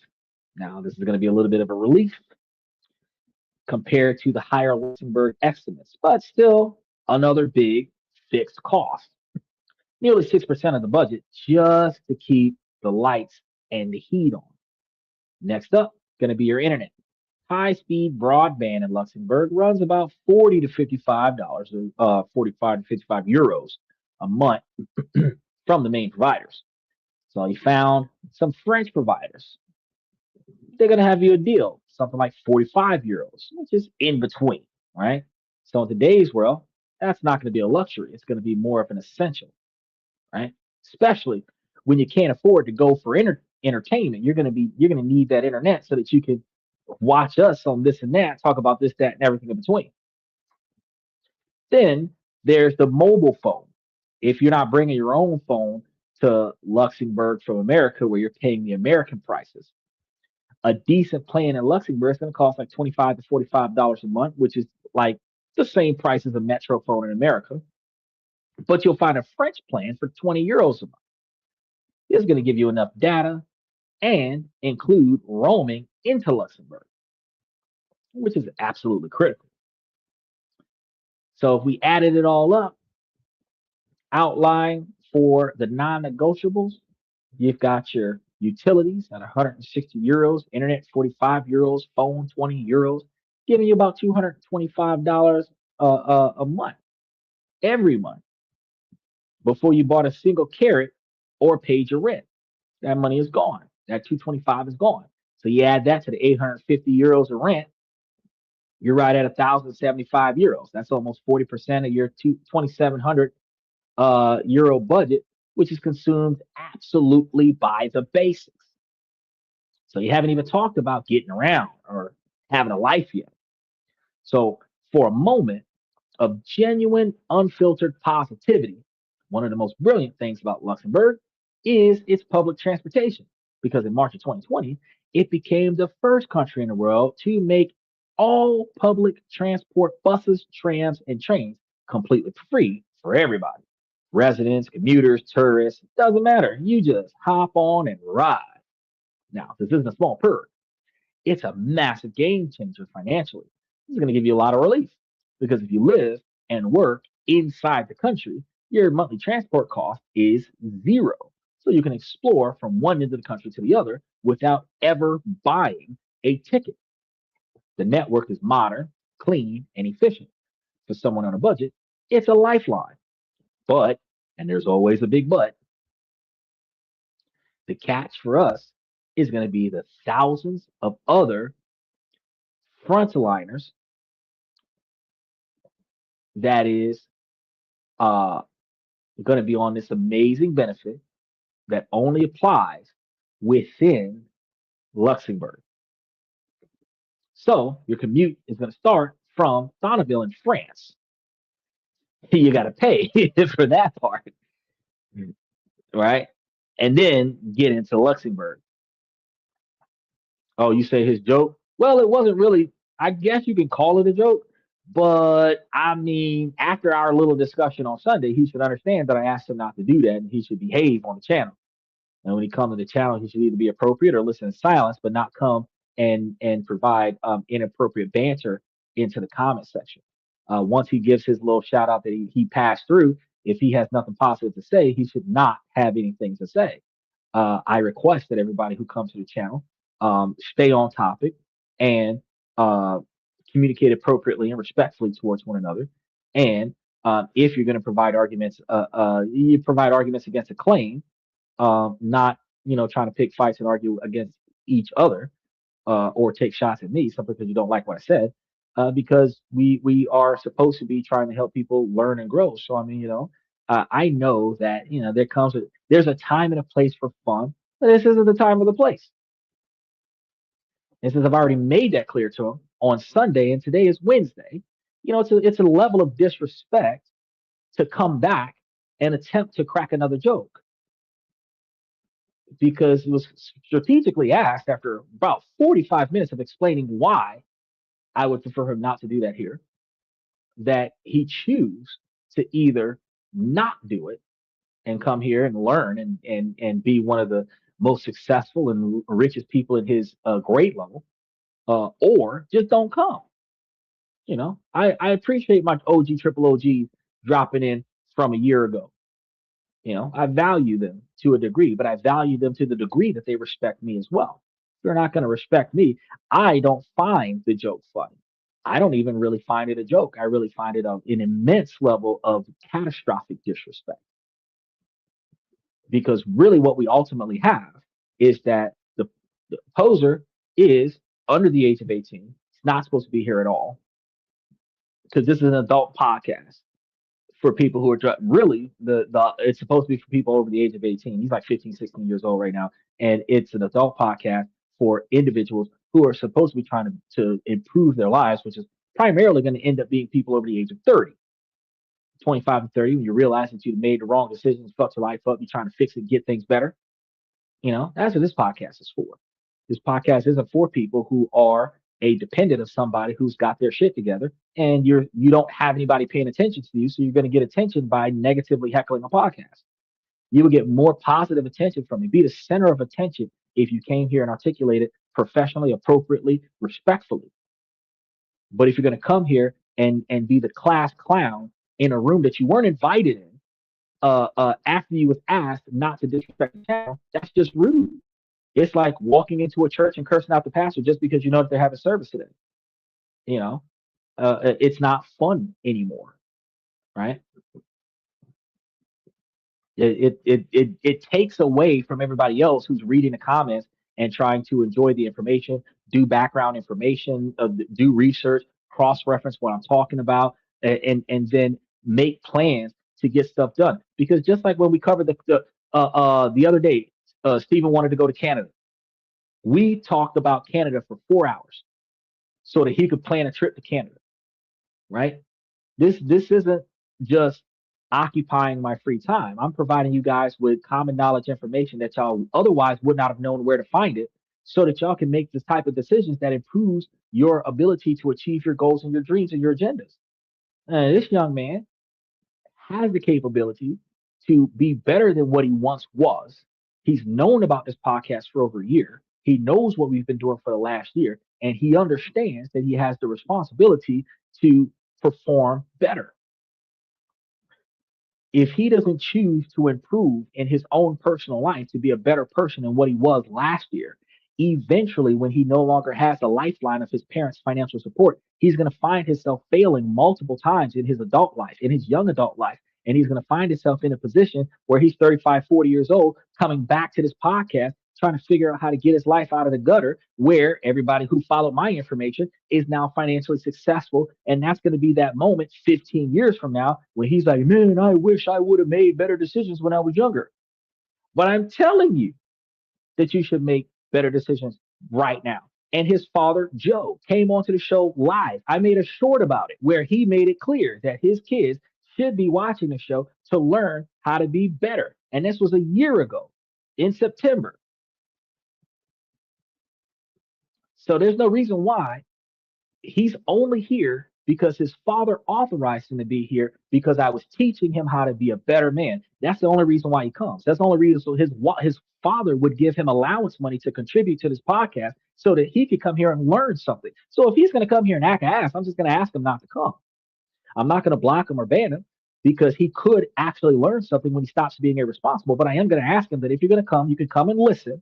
If you have nothing positive to say, you get bored, you go find something else to do. But if you talk on the channel, be appropriate and be respectable, right? That's the least you can do. You don't think just because you threw $50 up on the channel that I'm supposed to kiss your ass, because I could cash that check and still block you. So you got to be respectful to the other people who came here to learn something, right? Now, Ghost says, I can vouch he helps people. Yes, I did. That's all I'm here for. All I'm here for is to help people.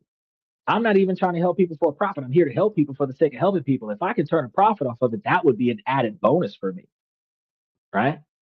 I would love to be able to have enough people in my membership to cover an entire standard of living for me. I would love to become a multimillionaire through a YouTube channel, right? But at the end of the day, I'm providing y'all with enough information for y'all to be successful. And what I get out of this is that I learn a lot of things that I implement in my own life to make myself financially successful, separate and apart from this podcast.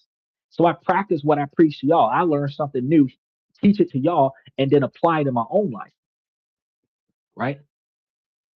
The stuff that y'all wish that this podcast existed 5, 7, 10 years ago, I wish this information was handed to me 5, 7, 10 years ago. I picked up a lot of this information in 2023. So I started getting my shit together in 2023. It is 2026. So I am not sitting over here next to Myron Gaines talking about, so we all made it. No, I'm still on the verge. I'm still on the path of getting to where I'm trying to go. And a lot of people that's coming to the show every day are doing the same thing. You're on the verge of trying to get to where you're trying to go. But every week, every month, y'all see improvements in the channel. Every week, every month, y'all see improvements in my presentation, the performance, the information. And you know that as I grow, you're growing with me. Now, those who don't take my advice, but y'all come and hang out and y'all enjoy life, hey, it is what it is. But those that take my advice, those that take the information that I've got to offer and implement it into their lives, those people have all come back and verified that yes, my life is better because of what he told me. And as a result, everybody that comes to this podcast should only be coming to this podcast for that exact reason, is to learn something that they didn't know was out there to help them make better decisions so that they can get accomplishing of their goals a whole lot better than what they were accomplishing their goals before they met me. Because I don't know what your individual situations are. And each one of the people that's here has got a different problem that they don't like in their life. And not everybody's got the same problem. But everybody has something in their current life that is inside of their control that fucking sucks that they don't put effort into rectifying. Which means all I got to do is just cover it on a show one day. And you're like, shit, I could have been doing that. Any increment of improvement that I contribute into your life, that is the legacy that I leave behind. My legacy is the success of the people around me. So a lot of y'all will be able to say that I am to where I am today because this and that was talking about this, that, and everything in between. And I took that and I made myself better than I could ever be.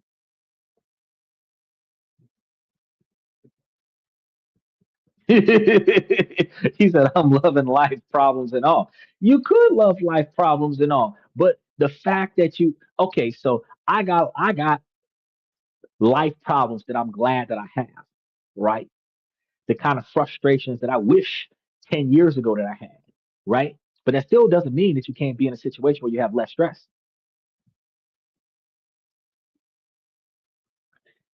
It just definitely changed a lot of things in my life for the better. And that's the ultimate goal. That is my ultimate goal, right?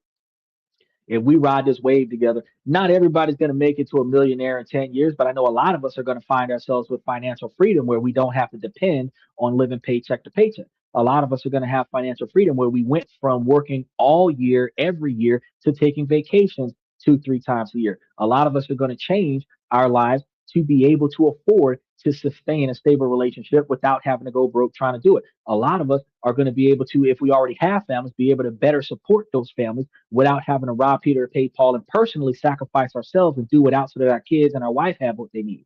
You know what I'm saying? There's a lot of different things that we can improve in our lives. It doesn't necessarily mean that we have to make it to $1 million.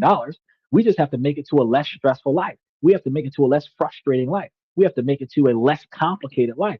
And all that requires us to do is to look into alternatives to approach everyday problems that the average American, 76% of Americans actually have. And that's the stuff that I talk about on the show. The shit that gets in the way of us being successful. The things that'll make you say, I'm going to take a semester off from school and a semester from school turns into permanently dropping out. The shit that happens in life that says, well, I'm going to not chase my career this year. I'm going to do it next year and next year never comes. The shit that happens in life where I was going to get my degree, but now I'm not going to get my degree. The shit that happens in life that, you know, uh, I had this dream to be something, but now I'm flipping burgers at a restaurant, and the best that I can get is a shift manager position. I went from aiming high to settling for less because shit happens in life. And I'm trying to teach you that you don't got to settle for less. You might not achieve the stars, but you damn sure might be able to catch the moon on the way down.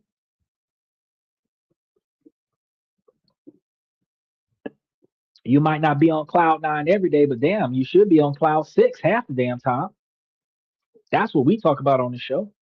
So I asked that Max Opposer, Lucas Opposer, when he comes here, that he be respectful to the channel, be respectful to the millions and millions of people who come to learn something on this podcast. Now, let's get back to the main topic because we're halfway through. Y'all make sure that y'all mash the reaction buttons while y'all here now because we're talking about Luxembourg, we're talking about France, we're talking about Germany.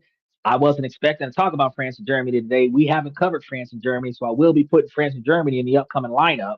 So you're going to be hearing some of this information a little bit similar, but not the same. Coming up, he said, this that real motivational speaker. And you know what's wild about motivational speaking, because there's a lot of people that they got that vibe where they can just get on the mic and they can just preach and they can just tell you so much shit that'll make you want to say, yes, I want to change my life. And then when you get off of that video, when you walk out of that church, when you walk out of that seminar, when you finish with that motivational inspirational situation, you have two problems. You don't know where the fuck to start, and you have no idea who to ask.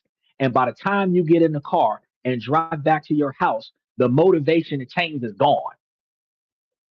But see, here, because I'm actually telling you about real life change, the motivational speech that I give you is not just a simple motivational speech. I gave you the blueprint and I put it in the membership. So if you wanted to know the step by step way to accomplish your goal, go log into the damn membership, because Steven will tell you shit's in there. It's in there. Brokerage information, establishing your business information, life insurance information, LLCs, tax information, all the shit that you need to be better than what you was doing. Scholarship requests, application requests. The what else we covered over the last 6 months? I mean, damn, I done put up a lot of stuff. You know what I mean?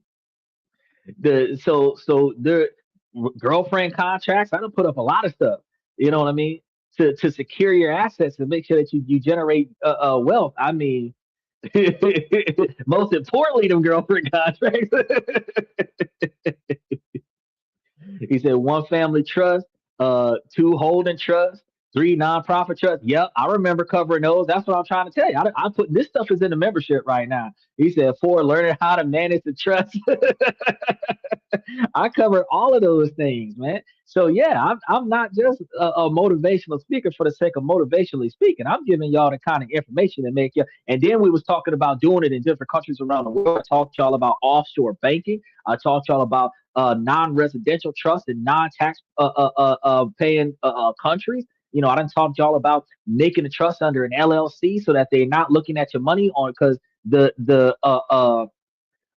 tax trees with the 100 something countries is for personal income, not business income. So if your shit is under an LLC and a trust, they're not going to report it to the United States government, which gives you a lot more privacy than what you would have had if you would have had a trust under a personal bank account. All of the stuff that I talked to you guys about that y'all would have never knew was out there. But this is all public information. Y'all can ask the Google lady and go find that shit. But I found it, and then I brought it to y'all.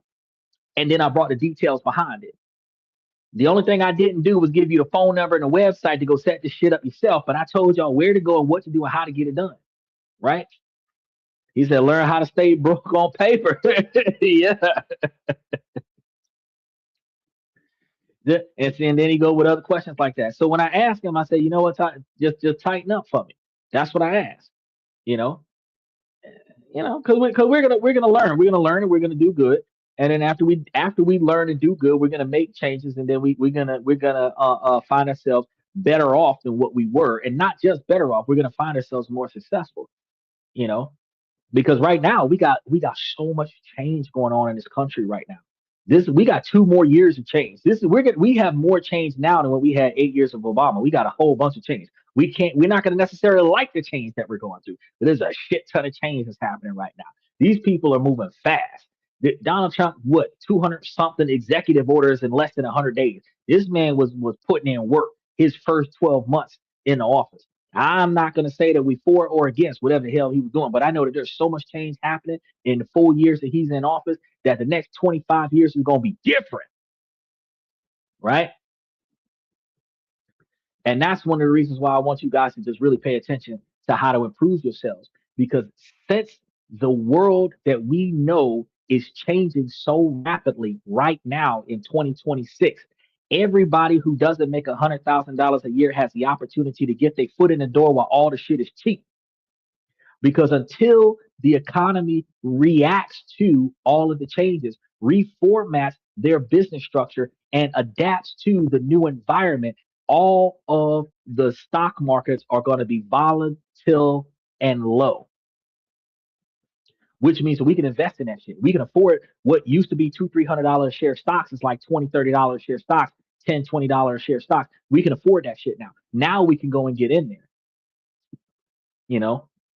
And that's what y'all need to be doing. Y'all need to be trying to build yourselves up so that when the economy stabilizes 2 years after Trump is out of office, 3 years after Vance is out of office. Because from what I heard, there's supposed to be a Michelle Obama slash Kamala Harris 2028 campaign going on in this piece. So I don't know how true that's going to be, but if that turns out to be a thing, you have to understand. We're going to be in a situation where if it does happen, and we had 2 years into no Republican Party in office, and the economy stabilizes, all the cheap ass stocks that we can buy into right now is going to be so fucking expensive because motherfuckers is going to get used to making money because ain't nobody fucking up the rotation. And that's when it's going to be too late for us.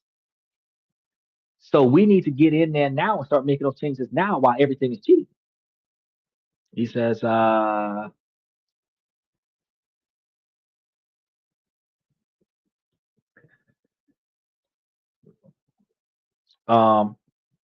the bank system is going on chain, i.e., crypto, the blockchain. Yeah, the blockchain is something. So banks are doing cryptocurrency, crypto, blockchain, and stuff like that. We have the government is going on blockchain. They had the sovereign wealth fund that was supposed to be put into action by. It was technically supposed to go into action already, but I think they said it was supposed to be by September of this year. So by January of next year, the government is supposed to start generating its own revenue from cryptocurrency and other assets that were seized in government raids, and they're supposed to be generating their own profits. Now, they're creating that sovereign wealth fund is not going to guarantee that the United States government is going to be self-funded in the first 5 years of the creation of that sovereign wealth fund. But what it will do, it will put the United States government in a position where over the next 10 to 15 years, we might find ourselves in a position where we're not required to, we're currently technically not really required to pay property to taxes of any kind. We're really just technically supposed to tell the truth when we report it. But because we're so pressured by societal norms, you do a Google search, it'll tell you that you're supposed to pay taxes and it's a federal crime if you don't. But the laws and rules around the country, plus the resources that it takes for them to go and audit every single American, you're not likely to get audited if you don't file. You're more likely to get audited if you file fraudulently. Tax fraud and tax evasion comes from individuals who withhold information, file their taxes correctly while leaving out details that could potentially cause them to owe more money. But the people who don't file be 5, 6 years, 10 years not filing, and nothing happens because the cost to go and seize those assets is little or nothing because these are people that make less than $100,000 a year. They got shit to take. So if you were to audit and repo, you can't repo shit because they don't own nothing. And they really only seize assets on a spectacle level, which means that you're going to be in a situation where more often than not, if you're a multimillionaire, if you're bragging about your resources, if you're doing YouTube videos showing all your expensive cars online and oh, I got all of this stuff, and the IRS put two and two together and be like, oh, this motherfucker ain't never told us about his money. They'll come and MC Hammer your shit. But if you living from paycheck to paycheck, you got a bunch of 25, 30-year-old cars, they're worth the amount of money that they would give you $300 to scrap that bitch.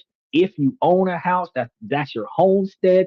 They're not going to seize your house and make you homeless. So they really can't do nothing to you. They're not going to put any effort into coming after you. And that's one of the reasons why it is truly optional, not in practice mandatory, because if you can't afford to pay taxes and you don't file, the effort in not filing is going to cost you to lose your refund. They're not going to waste resources to come and seize something, because what if they got to refund you? They're not going to come after you to give you a refund. They're just going to keep whatever they get on your behalf and just put that towards the budget and just say, well, he owes us more than what he gave us, so fuck it. That's kind of what it is, right? Um, it's almost like the mandatory draft. We was always supposed to register since like the 60s. We were supposed to register, but most of us never knew that. We never when we made 18 years old, we didn't know shit about signing up for the military as a mandatory requirement. I know I didn't sign up for the military. That I signed up as an organ donor, but I didn't sign up for a mandatory military service.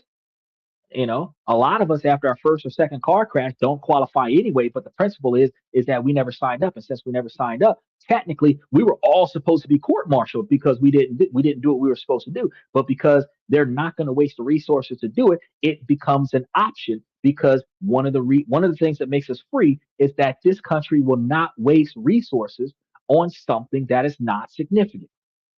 And that's one of the reasons why Donald Trump changed the laws and said, well, let's just go ahead and just mandatorily sign everybody up without their consent because shit, they're supposed to do it anyway. So instead of making them voluntarily do it, we're just going to do it for them. That way it makes it easier to track them down. He says, no. You go, and I'm going to tell you the same thing that I told him because he had to go take him a timeout. TF Fireball, that if you come into the podcast, you're going to be appropriate. If you're not going to be appropriate, you're going to sit timeout with Max the Poser. He says, if you got Cash App, you can get in the stock market. It is Stash App. I'm gonna put it in there for you. If you have Stash App, you can get into the stock market. If you can use the Cash App application to try to attach your money to a brokerage account. It's just the problem is that um, Cash App is not regulated. Therefore, your money is not protected. It's not guaranteed. If in the event that anybody does something where your money comes up missing, you don't have a customer service center like PayPal to recover your money and return it to you. So it is an unsecured network that allows for you to peer-to-peer transfer money. And technically, laws have been put in place where they're supposed to monitor that and report that as income in 1099 and Schedule Ks to the IRS. But because they have not articulated the best way to monitor that system, they haven't enforced it yet. So I would be careful with Cash App because eventually you're going to have to include that in your tax records. He says, you can buy a house with crypto. Yes, you can. Money is already digital. For the most part, it is. They actually have digitized United States currency because they have crypto, U.S. crypto, like U.S. dollar bill crypto. I don't know what they call it, but it's like, because then they have the rainbow currency. They got a lot of stuff out there. He said, LOL. MTG did an interview with a guy from the old school IRS. It was wild. Oh no, I know you said Cash App. I'm just telling you, Cash App is not stable. You want to use Cash App. Cash App is like 75%. Well, no, it's probably closer to 40 or 50% scammers, and the rest of them are drug dealers. Because a lot of illegal transactions can be done through Cash App because it's unregulated. So, if I wanted to buy um, anything from you that would otherwise have ATF kick my door in and arrest me, and I didn't bring money with me, I could just Cash App you the money because they don't track the money. There are no bank statements. There's no reports. There's no itemizations. So money went from one person to another, and nobody knows why. Right. And then everybody's anonymous because their accounts is based off of an email. It's not based off of a username. It's not based off of any type of identification. So you can make a bootleg email account. And then after you make the bootleg email account, you can double back and get you a Cash App account. And it's basically only really linked to like a phone number. And it doesn't have to be your phone number. It could be a text now phone number. It could be a Google Voice phone number, and then an email. And that's it. And so they don't have a way to track the owner of the account. And then they don't have a way to track the transactions. And because it's unregulated, it's a scenario where money gets moved from one place to another and nobody knows why. So one, your money's not protected. But two, I mean, it's easier to commit crime that way, money laundering and stuff, because nobody is paying attention to where the money goes and where the money's coming from. He has been making money with stocks on Cash App. Cash App offer statements and taxes. Well, okay, Stash App, STASH, is a brokerage account platform. Cash App actually is a digital fintech bank account scenario that allows you to hold and transfer money from one place to another, and it can be linked to a brokerage account. And it's supposed to have uh, bank statements and tax returns. It does have the capabilities for you to acquire a history of your information if you request it. But under the normal circumstances, they're not emailing you or text messaging you bank statements every month.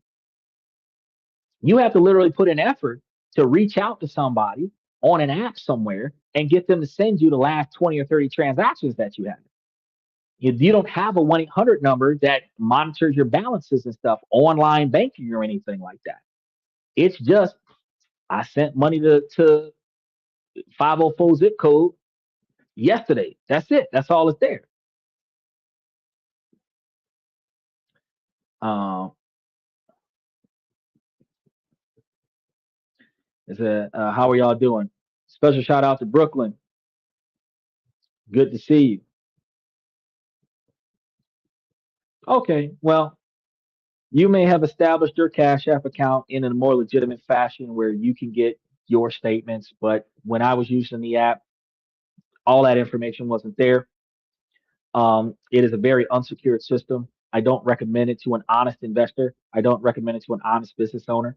I would recommend, if you're not going to use Venmo or Zelle or Stripe, that you use PayPal, because it is a more secure network. There's a customer service situation that protects you from fraud, and they're more capable of tracking your stuff. You get more detailed invoices. You get the ability to do your 1099s and everything like that with the statements that you get from those more structuralized and secure networks. So, I mean, if you have found a way to get statements, then by all means, but at the same time, I'm going to tell you, it is not, it's an unsecured situation where it is less tracked and less monitored than the average fintech. And as a result, the government doesn't regulate it, and the platform doesn't regulate it to a magnitude where you can utilize it for organized crime, which is why you're able to make the claim that 75% of users are scammers, because most of the stuff off of there is not legit. You can't really trace it to a legitimate source. So you can't really file your taxes with what's going on Cash App. You're supposed to be able to.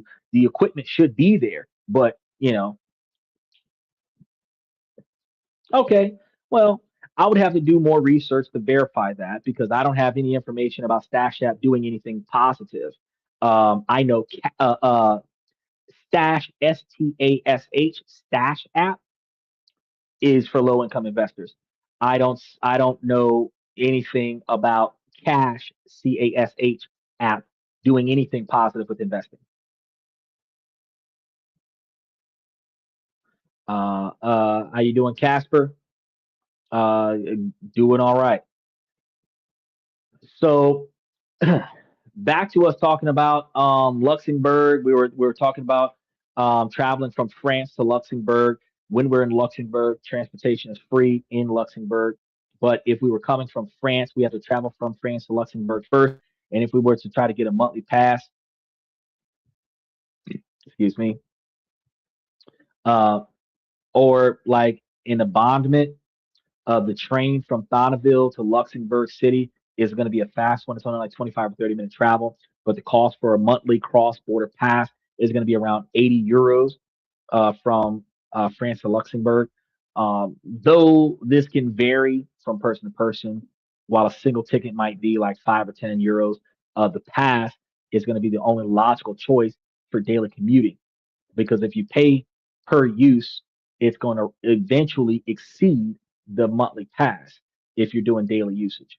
So uh, even if you have somebody that you know that's living in Luxembourg enjoying that free $0 commute, if you factor in the 80 euro a month transfer from France to Luxembourg so that you don't have to pay the standard of living in Luxembourg, it's going to be a perfect example of one of those things that we call the hidden cost of the cheaper cross border solution. So you would have a fortune saved on rent, but you'd give a lot of it back in the commuting cost and the time to get back and forth from the place that you wanted to be in to the place that you can afford to be in. So to be clear, the 80 euros a month for unlimited travel on your main commute route is still incredibly cheap by European standards. a lot similar commutes in London or Paris could easily cost 3 or 4 times more than that. So even with this cost, it's still going to feel like a bargain. And once your train crosses the border, this is going to be where you're in the free transportation zone. So it's the only area of the budget where Luxembourg feels like it was actively trying to help you save some money if you can only partially accept the gift um, based on your commuting and the efforts that you're trying to go into.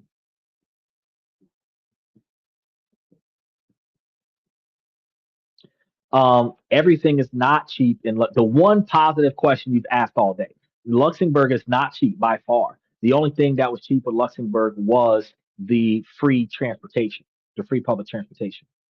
Everything is extremely expensive in Luxembourg.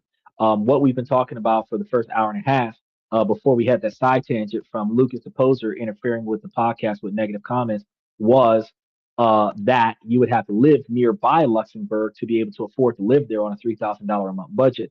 And that would require you to commute to Luxembourg, where the standard of living in France would be far cheaper than the standard of living in Luxembourg. But Luxembourg holds the position of having free transportation in Luxembourg. So if you spend the $80 commute from France to Luxembourg, once you get to Luxembourg, you can ride around for free. But you would have to eat and everything like that in France, live in France, commute to Luxembourg. So you're like packing a lunch and taking it with you because if you go eat in Luxembourg, you're spending way too much money to eat in Luxembourg. Because my family's from Luxembourg. It's a beautiful the food is amazing and it is a cheap cost of living, at least what I remember. Oh yeah, well that depends on what you consider cheap because like we were discussing, the rent there is almost 2,200 euros a month, which is technically cheap in comparison to like American standards with $5,500 a month in New York. So technically it can be considered a cheaper cost if you're comparing Luxembourg to California or something like that, Brooklyn, something like that. One of the most expensive. If we compare Luxembourg to the top five most expensive countries in America, it's probably cheaper. But the discussion that we're having today, because the average American makes less than 70,000 a year, 36,000 a year, so $3,000 a month income. When you start talking about $4,000 a year, $1,000 a month, we start getting closer to $48,000 a year, which is not $75,000 a year. And we're trying to figure out how we could potentially go to other countries and live on an average standard of living because when you think about minimum wage being standardly used at $15 an hour, even though a lot of states have it listed on paper as like $7 to $10 an hour. A lot of companies that are offering competitive minimum wage is offering like $15 a month, or not a month, but $15 an hour for wage. And when you're looking at like that's um like $600, I think, a week before taxes for a 40-hour week work week at $15 an hour, which would over the course of 4 weeks put you at somewhere close to $2,400 a month. So a $3,000 a month income would either be like overtime hours on your job or perceivably like an 18 or $20 an hour salary after taxes. So if you're making 18 or 8, yeah, 20, $25 an hour after taxes, um, to go live in Luxembourg, you're living a semi poverty level income in a very beautiful, very lavish country on the other side of the world. So it is possible to live in Luxembourg. I'm not saying that it's not possible to live in Luxembourg. I'm just saying that you probably would have a harder time living directly in Luxembourg with the base level $3,000 a month income, but you would actually be able to go to Luxembourg if you brought extra money to cover the startup to get in there. You would be able to live in Luxembourg with maybe a 50 or $75,000 a year income. So, if you had a Florida income, like 22, $23 an hour, working at a Waffle House overnight shift supervisor kind of thing, and you wanted to go to Luxembourg with that kind of income, you could probably do that. You know, I think that would make more sense. But yes, the country is very beautiful, and that's one of the reasons why we cover different countries around the world because we know that the countries are very beautiful. They're a lot of hospitality. The people are um, very, courteous to foreigners and expats. So if you're coming here on a tourist visa, you would likely have a better socialization experience than what you would have as a native in America. So, which is I think when Trader was saying, yeah, it's not that bad in comparison to America. Like shit, you can't find a place that's horrible when you're going there as a guest because they don't take you to the places that's shitty. But when you're a native to the land, you typically experience the shitty.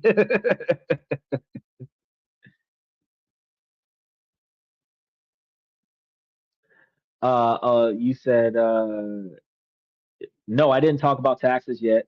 I talked about Luxembourg's cost of living, and then I talked about France being cheaper than Luxembourg, and then we talked about the income that you would need and the difference between before tax income and after tax income that you would need that would not be sustainable in America, but be more sustainable in Luxembourg, depending on where you go, or France next to Luxembourg, depending on where you go.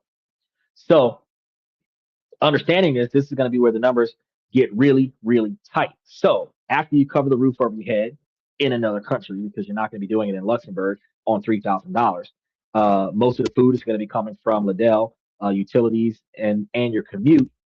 After all of that, what's left for that famous quality of life? What's left for socializing, hobbies, and fun? If we recap the math, out of the 2,750 monthly euros that we're supposed to have, the rent would probably be 850 euros, groceries 350 euros, utility 225 euros, transportation 80 euros, which is going to be a subtotal of 1,505 euros if you're living in France right next to Luxembourg, leaving you with about 1,245 euros. So, first glance, that's going to look like a lot of disposable income. But this has to cover everything else. First, healthcare, health insurance is compulsory and usually deducted from your salary, which we've assumed is the case for this 2,750 net figure. But you might see a copay, and it's wise to budget at least 50 euros a month for incidental health costs. Um, okay, Brooklyn says I've only been to Luxembourg 4 years ago in Europe tour, but from what I saw, it was beautiful. It was beautiful indeed. Now, I've been looking into moving to Europe, not sure where yet, but that's where I want to be. Um, our memory can play tricks on us. A lot of things in life can be fucking fantastic because we didn't have any responsibilities while we were out there. So one of the things that we talk about, like what we're talking about right now, is the hidden cost of making that type of decision. While I don't discourage you to do it. I think that if you want to go back to Luxembourg, you should. But just like we covered 2 hours ago, if you were trying to rent an apartment in Luxembourg, you might need $8,000 down before you start paying for your monthly usage. And when you start talking about the entry cost to get there, if you went for whatever reason where you were living with family and friends, you didn't have to pay that entry cost. If you weren't required to work there because you were coming there as a visitor and some of the people covered some of the essentials that you needed, you didn't have that scrounging requirement in order to make ends meet in order to cover the things that you needed. Once you start calculating the requirement for the cost of living, because what I just did was calculate uh, um, approximately $1,500 of money, 1,500 euros of money on a 850 euro rent scenario. If you had a 2,200 euro rent scenario, you would likely be over like 2,700 or $3,200 a month expense, which in United States dollars would probably be closer to like $4,250 a month to live in Luxembourg comfortably, right? Even with the free commute. And that's not including the observation that you would still have to bring an extra $8,000 down because you need your first month, last month, and processing fee with the real estate agent in order to get started. So if you wanted to move to Luxembourg permanently, you would likely need like a average $4,000 or $4,500 a month income, maybe $5,000 a month income on a regular basis, which pretty much puts you at a $60,000 a month salary plus an extra $8,000 for the entry. So take that into consideration when you decide to go back to Luxembourg, if you're going to be making that a permanent move. But if you're not going to Luxembourg, or if you think that Luxembourg might be just a little bit outside of your expected budget level, I just covered the fact that France, right next door, will give you the ability to commute back and forth to Luxembourg to get that Luxembourg experience at a fraction of the price. So if you're willing to live next to Luxembourg and then put the effort into commuting to Luxembourg, then you can accomplish uh $3,500 a month income next door to Luxembourg and still be in Luxembourg experiencing the lifestyle of Luxembourg when you're not living in Luxembourg. And that's one of the ways that we give you guys information on how to improvise on a budget and still try to get what you want without paying the exuberant prices of the demand of what you're expecting. Well, any country that you would decide to invest in real estate in is going to be a good country to invest in. You have to look at the local laws and determine if you're going to a country that allows for foreign investments to buy land outright for the individuals. But I would recommend that if you go to any country around the world, that you establish a foreign domestic LLC or C corporation that buys real estate so that it's not being picked up by the individual, it's being picked up by the entity that the individual represents. You can always do a foreign domestic establishment where that particular branch of your company might be 60% owned by a local native that you have trust and confidence in partnering with, where you be the face of my company and we both get paid kind of situation. And you do a lot of the footwork and they get a lot of the credit for it on paper in their country so that y'all both make money. And that type of partnership would allow for you to do things that you otherwise would not be able to do as an individual.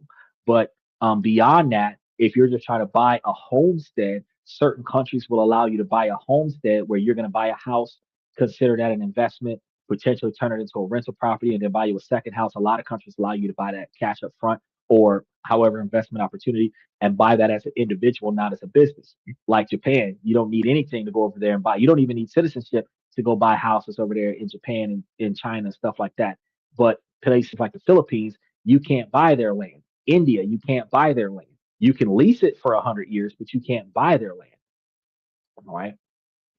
So it really depends on where you're trying to go. Now, as far as an investment opportunity, you don't have to buy shit for an investment opportunity. You can have somebody's already developed property. You can put a little bit of money into renovating the property and then have them pay you a percentage of their profits for improving the quality of their product so that they can charge more money for the quality of their product.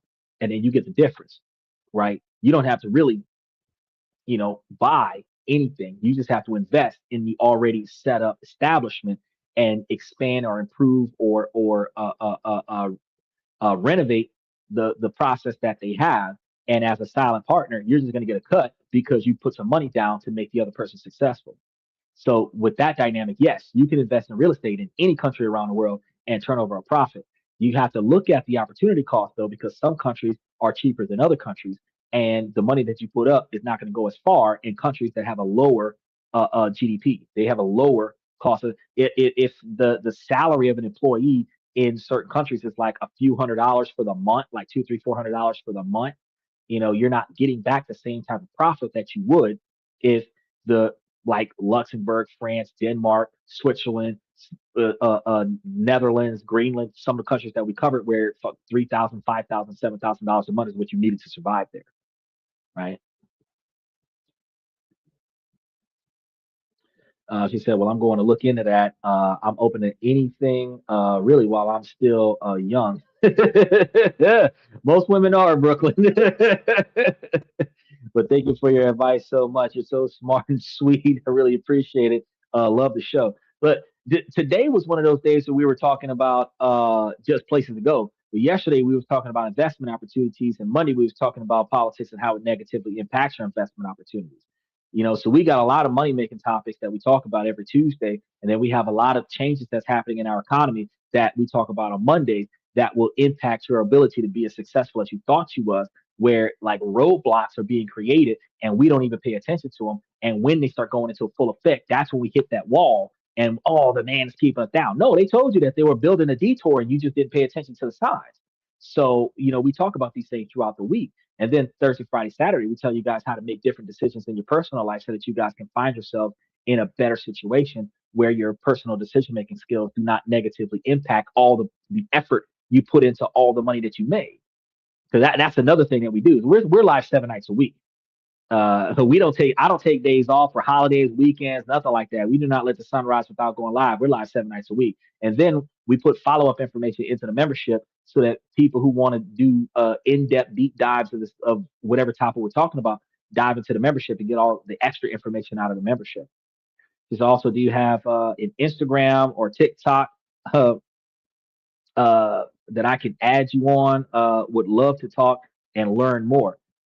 We do have a TikTok channel that I don't put a lot of effort into because this is taking a lot of my time with dumping all of the detailed information into the membership.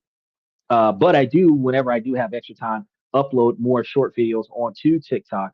The TikTok platform is the exact same name, this and that, and you'll see the exact same logo on there when you find us on TikTok. I do believe it is this underscore that or this underscore and dash that, something to that effect. But you'll see us if you were to Google the show name, you'll find us in there. Uh, uh, and you'll see me because I cover a lot of videos on there. We've been trying to do the dual presentation where we're streaming on TikTok live as well. But like I told you guys before, I had to get me a bigger computer because trying to stream on two different platforms at the same time overworks this processor. And this little bitty ass Lenovo is not going to be able to handle that. So we're still working on going live on TikTok while we're going live on YouTube and Twitch. Special shout out to those that are still watching us from Twitch so that we can try to be a multi-platform podcast.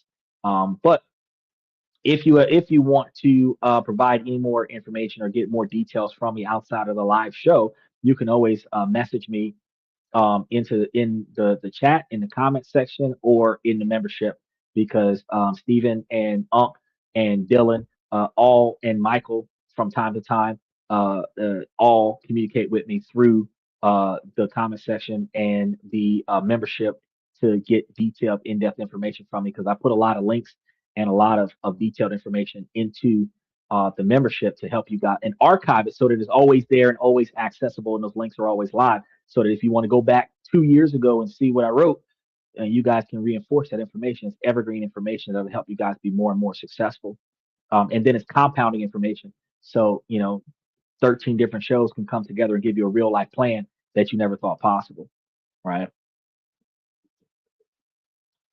Now, the next we got the social life. We're like 2/3 of the way there. We're almost there. We got like 20 pages of information left.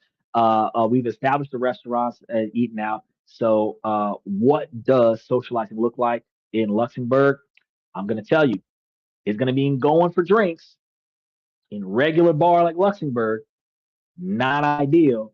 Beer is 5 or 6 euros. Glass of wine is 7 euros.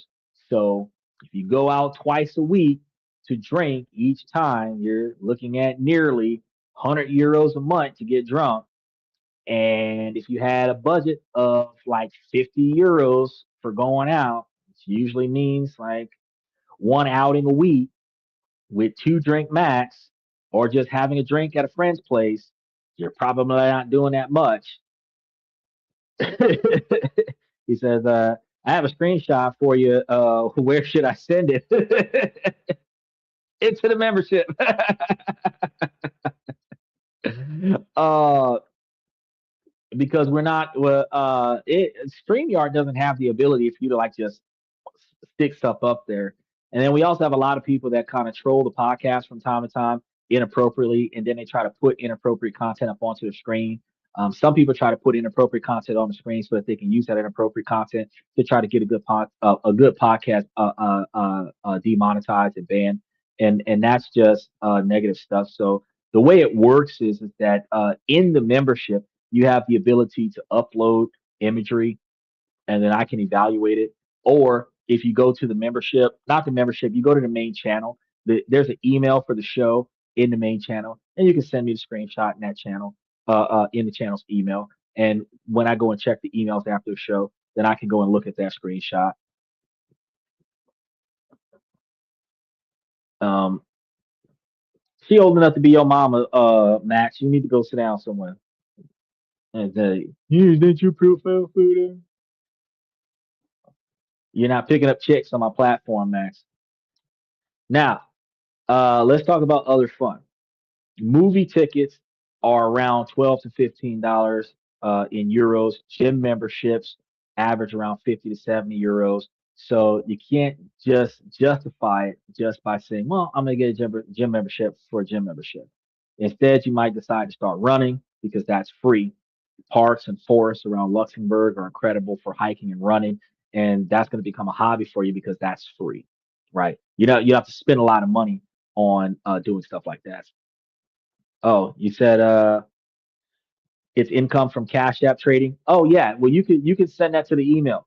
We have a this that and everything in between at gmail.com. You can send that to the email, and then I'll take a look at it because like I said, I have not seen when I was looking at Stash App, I didn't see anything other than the balance and the ability to send and receive money, upload and deposit money. And that's all the information that I used to see on Cash App when I was using it. But it probably has come a long way since I was using it because it was a few years ago.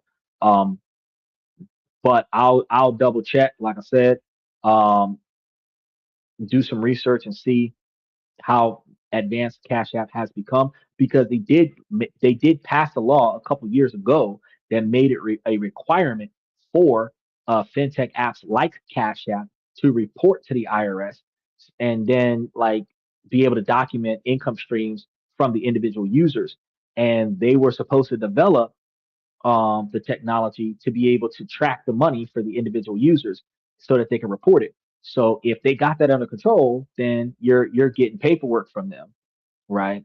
And that's really what that's about. I just tell you guys that you got to be careful. Detail your invoices, what you're getting money for. If you're logging every time you send money to somebody, um, uh, reimbursement for whatever. If it's a reimbursement, it's not a paycheck. They're giving you money back. If you just send it with no memo, then it could be misrepresented as income. And if it's misrepresented as income, you're passing money back and forth between your friends, trying to make ends meet. And you're actually just passing the same money back and forth, not actually turning a profit. And that could throw off your 1099, which could throw off the income that people are reporting under your name, which could throw off your tax requirement. And then when you file taxes and what you claim that you made over the year versus what people reported that you make over the year don't match up, that could lead you to get audited.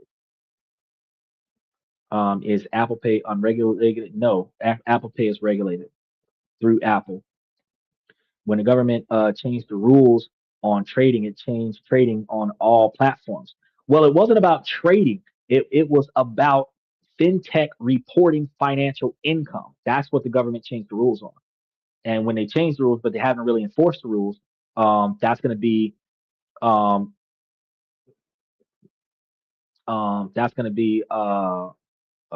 what we have to pay attention to because we're gonna experience different taxation when they report the income that we have on them. You're gonna make me put you in timeout again. No, you're not gonna do what you gotta do on my platform. This isn't a dating platform, Max. It's past your bedtime. You're not even old enough to have a job. You were supposed to be in bed asleep when Adult Swim came on at 10 o'clock. They changed the day trading rules. I remember that because I have not even covered the changing of the day trading rules, and I'm gonna have to probably throw that into one of my upcoming Tuesday shows and really discuss what happened with the day trading rules. But I haven't covered the day trading rules. But I know that like we used to have the stock market teeing off at first thing in the morning, and now it's starting at 9:30 and all this other stuff. There's a lot of stuff that's changed. I just navigated around it. I haven't had enough time to cover it with all the other changes that we were going through. But I do believe that since you mentioned it, that it is an important topic for us to discuss. But when I talk to everybody about the investments and brokerage accounts, I don't really talk to them about day trading itself because the average amateur investor, the average beginner investor is not going to have the skill set to day trade. Um, and it's not something that I can truly teach to you um, um, in the live podcast. Yes, Brooklyn, Max the poser, the number one poser, is about 15, 16 years old. So his dad allows him to come to this podcast so that he can learn how to invest, make, save, and invest money and be responsible. Because Thursday, Friday, and Saturday, I teach men how to be responsible and make better decisions. And Monday, Tuesday, and Wednesday, I teach young men how to invest, save, and change the way they make decisions. While Max is hard headed, Joe, his father, knows what goes on his podcast, and that's why he is here. Yes, I know number one poser. Yes, that's why I keep calling number one poser Max, because that's his name. His name is Max, and his dad's name is Joe. And I met him, and I had his dad on his podcast, live podcast, and we had a whole conversation live on a podcast. And I made a short about that conversation. So yes, I know him heavily. That's the reason why he hasn't gotten blocked with his inappropriate behavior. But he's about 15, 16 years old, so he shouldn't be trying to pick up chicks on my podcast. So I'm asking him to behave before I have to reach out to his father. uh, so no, you cannot communicate and articulate with the minors on my channel. So if you and him want to have a conversation, y'all are gonna have to go to a different channel and have that conversation. He says, I don't have to wait for a bell to ring on my Snapchat. Tell me about it, bro. I'm in the middle of the night, roll out of bed, and I just start making transactions and be like, boom, let that trade whenever trade. Because Stash App trades 4 times a day. It's not going to trade the moment that you say trade. There's 4 set times out of the day that it's going to trade. And if you put your bid up before that trade time, it trades. Then when you wake up, the transaction is done, and you're good to go. If you do something midday, sometimes towards the middle of the day, it's done. If you do something towards the afternoon, sometimes before the end of business day is done. You do something shortly after.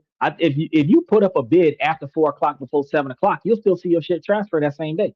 So um, it's just saying there's access. Yeah, there's going to be access in a lot of places. I just got to look into it, man. I just got to look into it. You brought up some good information, so I'm gonna talk about some of the day trading rules. I'm gonna figure out which Tuesday I'm gonna talk about that on, but I'm gonna put that in our upcoming, because we do need to know about those things. Uh, okay, that's a decent question. Even though we're supposed to be talking about Luxembourg, now you're talking about investing. That's a Tuesday night show. But uh, side topic, yeah, Stash App is one of the better ones because it has no um transaction fees. It has a monthly service fee, unlimited trading. It's easy to get in. It's as little as $3 a month. If you get the yearly membership, it's $32 a year. If you get the links from the membership, you can get a $30 enrollment fee that they send to you for signing up through a referral, which gives you $30 to start with. So if you add $5 to the membership, and they give you the $30, you can effectively pay the $32 membership fee for the first year for basically $2 for the first year, which gives you the ability to make more money off of the platform than they bill you every year. But they give you free stock party where they give you free stocks every few weeks, well, every few days, every couple of weeks, where you ultimately out of the year get more than $32 worth. I think anywhere between $32 and $55 worth of stocks that they give you throughout the year for free. Um, so you're getting back more than what you pay into the platform, and then you're turning profits off of the stocks that you select, especially if you grab the stocks that I tell you guys about on a week to week basis. Um, then we if you were to go and do the 401k or the Roth IRA, they have a Roth IRA that is um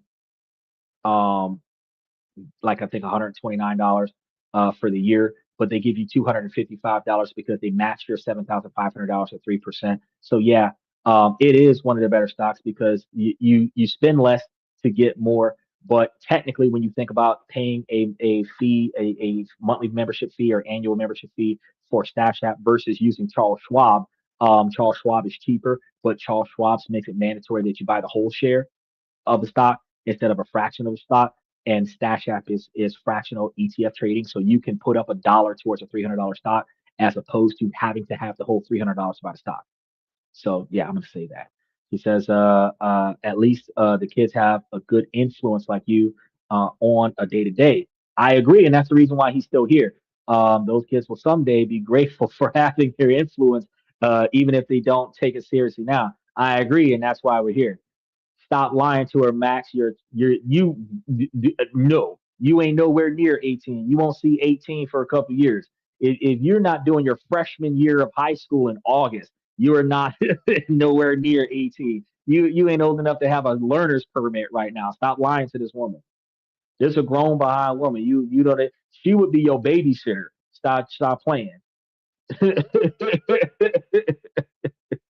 It's not okay. That's what I'm trying to tell him. It's not okay. It's not okay.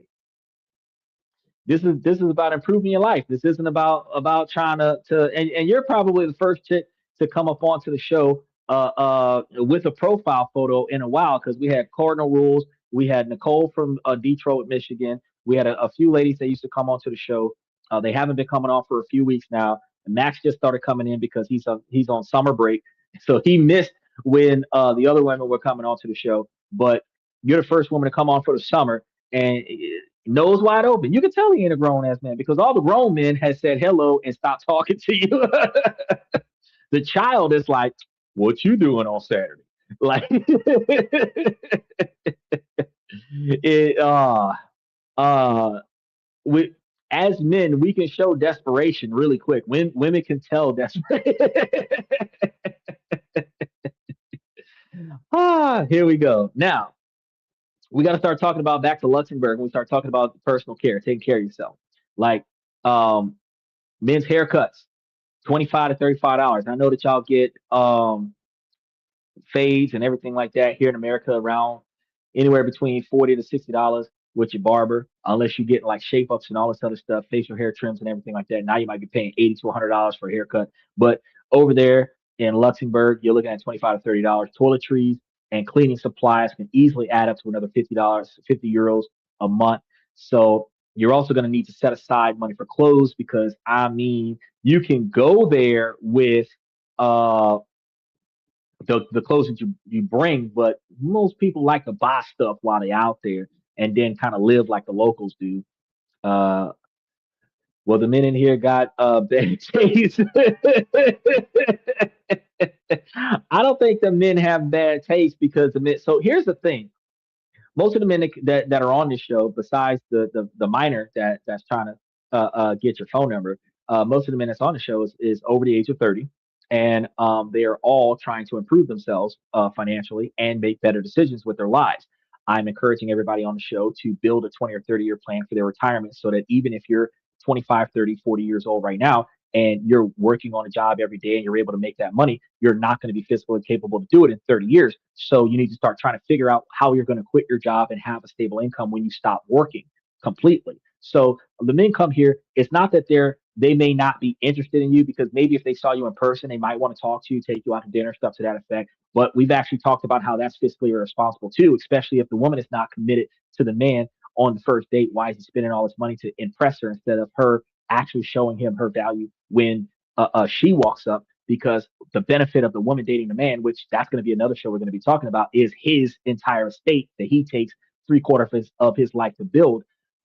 She doesn't have an estate to contribute to the man's life. She brings herself.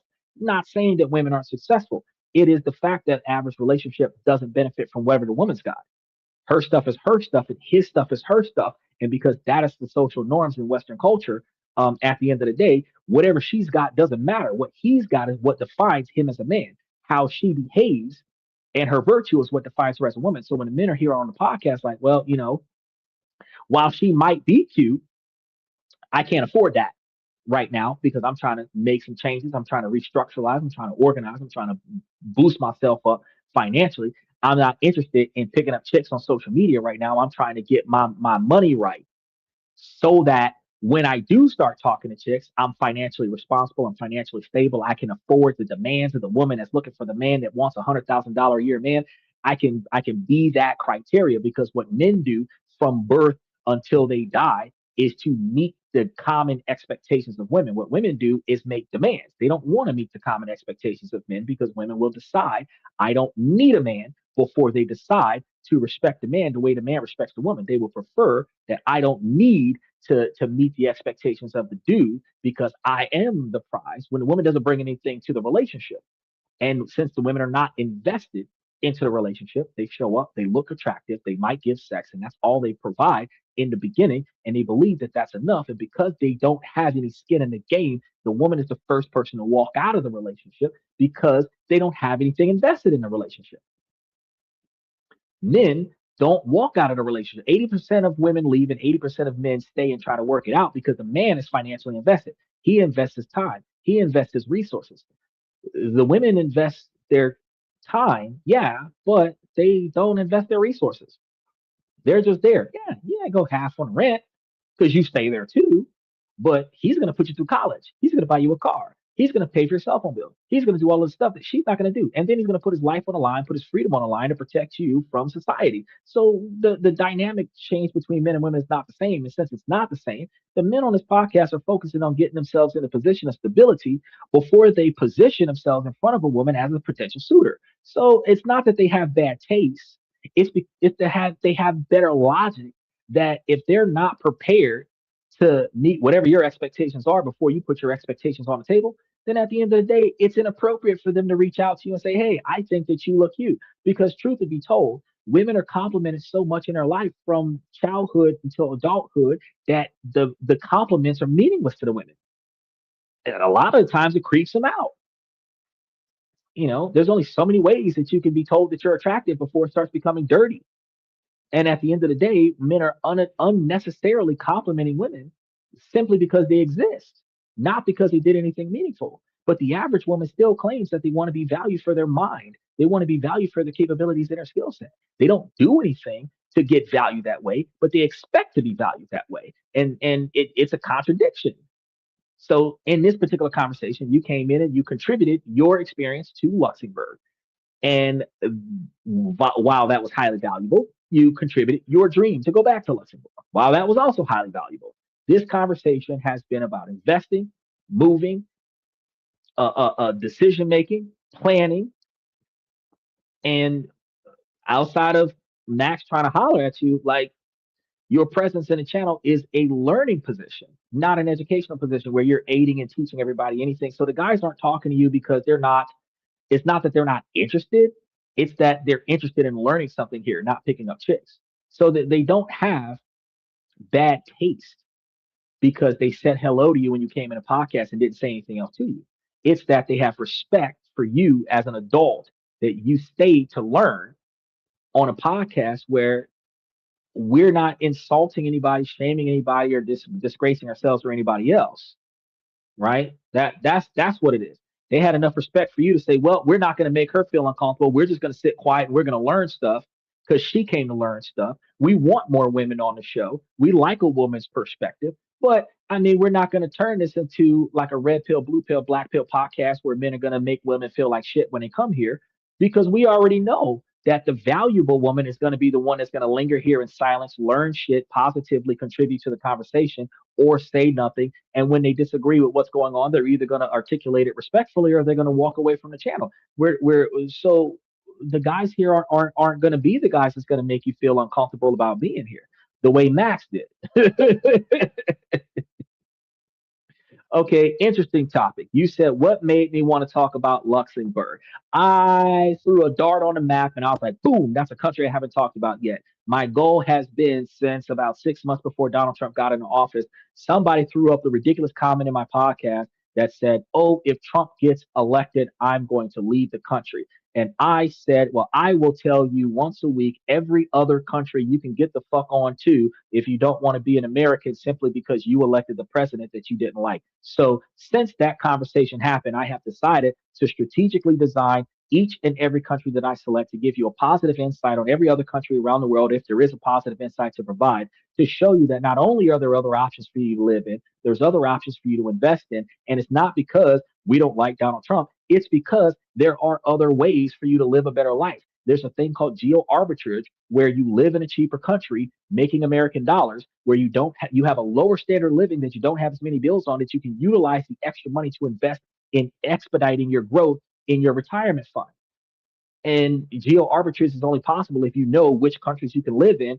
That's 30% of the cost of America while still making American money. If you're making $250,000 a year from California, but you're living in the Philippines, Vietnam, Asia, of any area like Indonesia, Seoul or something like that, South Korea, some Taipei, you know, Kazakhstan, Belarus, Bangladesh. Special shout out to Bangladesh. Half of the people that watch the shows from Bangladesh, and Bangladesh is like 90% small business owners, women running the country and then going home and taking care of their men. That's the kind of stuff that you don't see in Western culture. And you can go and live in Bangladesh with $250,000 and be a multimillionaire. There's different countries around the world, Kazakhstan, where you can go and nobody would have known about that. So when I started doing this as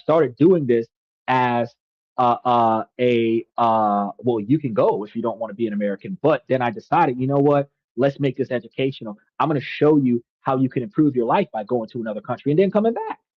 I'm showing you, I've capitalized in 2026. Like, hey, you can set it up where you pay for your house here in America, go stay somewhere else for 2 years, come back to America, and you learn something new in another culture. You've experienced a different lifestyle. You're making money internationally, and then you come back to America and you can live that life and have that memory that says, well, I was in such and such place, just like what Brooklyn did. I was in Luxembourg. It was awesome there because she was literally in Luxembourg, and it was awesome there. Steven says, well, I still compliment if unseen something I like. Only in person though. Yeah, see, that's another thing. Yeah, okay, I have had women pass by me and they'll tell me that my dogs look cute, and I'll look at her like you cute too. You know, I've done that from time to time, but I have delayed my ability to compliment women until they have deserved it. And the reason why I say that is because if it's like telling everybody that you pass, I love you. It loses its meaning. If I think that you are appropriately dressed, you're carrying yourself well, you're modestly dressed, and I think that you look attractive, adorable, you know, whatever, I should be able to give you that compliment in a genuine sense, not a dirty old man perspective where you look like an OnlyFans girl and I'm just telling you that you're attractive because I'm thinking about trying to sleep with you. I shouldn't have to filter my train of thought to compliment you in a way where my dirty thoughts are perceived in an appropriate light. And in that dynamic, you're not earning my mutual respect. You have appeased to my desire, and I'm only mentioning because of the desire. I'm not going to compliment that. That's inappropriate for me to do as a man. I would not want my daughter to carry herself that way. So I'm not going to allow myself to encourage women to carry themselves that way because a lot of women will seek negative attention before they can get positive attention, and they would degrade and devalue themselves either on purpose or accidentally just to get that attention. And I'm not going to feed into that. If you're not coming in a positive light, I'm not going to address you. So I encourage men to say, hey, if we want to change the dynamic where we can find wives out of our culture, we have to discourage the negative behavior of women by not complimenting inappropriate attire, not complimenting inappropriate behavior, not complimenting the sassiness that they give. Because if we want a woman that's going to cooperate with us, we don't want a woman that's going to talk back to us. So we just have to change the way we behave, because if we support negative behavior, we're always going to have a dating pool of negative behavior. We're going to be dissatisfied with the dating pool that we have, but we as men are cultivating the dating pool that we have. The same way women are cultivating the dating pool that they have. It says, I would never want to meet a woman online. That's weird to me. That's actually becoming a common norm, though. Actually, right now, if, for example, if you wanted to find a wife in the Philippines, but you didn't want to exhaust your travel time looking for her, you would likely find her on Christian Filipino because they actually have a travel agent that hooks you up with the passport information to travel your girlfriend back to America. So if you they'll call you and talk to you. So for the sake of, if you wanted to have like regular conversation with a specific individual, you would likely $250 for 1 month of service, 30 days before you're flying out. change your profile to say I'm going to such and such. Like if you're going to Cebu or Malena or something like that, and you're like, oh, I'm going to Cebu. I'm going to be there on such and such date to such and such date, and you put that in the headline bio of your thing, and you're like, oh, marriage-driven relationships only, only serious people inquire. Like you could be very like just simplistic about it, right?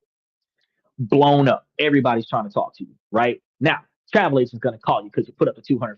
People going to call you to vote who you want to talk to. They're going to connect you directly to a real person. Now, doesn't guarantee that the person is not going to be trying to trap you and get a bunch of cash out.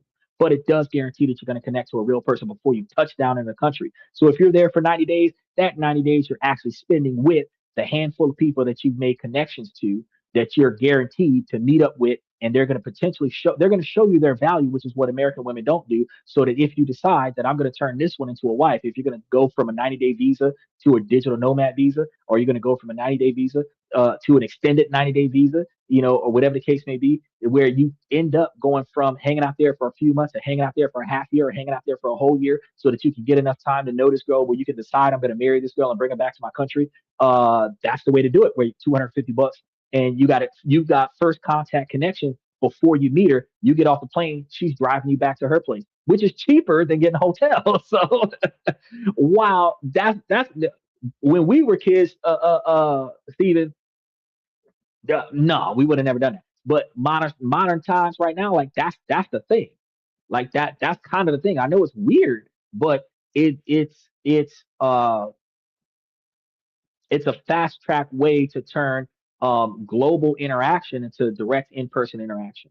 But I would only do it if it's going to be guaranteed direct interaction. I don't believe that it would be a good idea to say, oh yeah, I'm gonna spend $250 $300 a month to talk to this girl online. No, fuck that shit. If I can't put you in a suitcase and fly you back to America, fuck, I'm not even gonna try. She said, well, I would like to ask you, what is the best way to compliment a man in the house? Serve him and become a team where we both improve each other and our lives. I don't want bags or vacations, just a stable family. Okay, so for this particular type of question, you have to recognize that not a lot of women are going to like this response. What men need is a helper, because if you pick a man with good decision making skills, he's going to have a plan that includes the things that you need and some of the things that you want.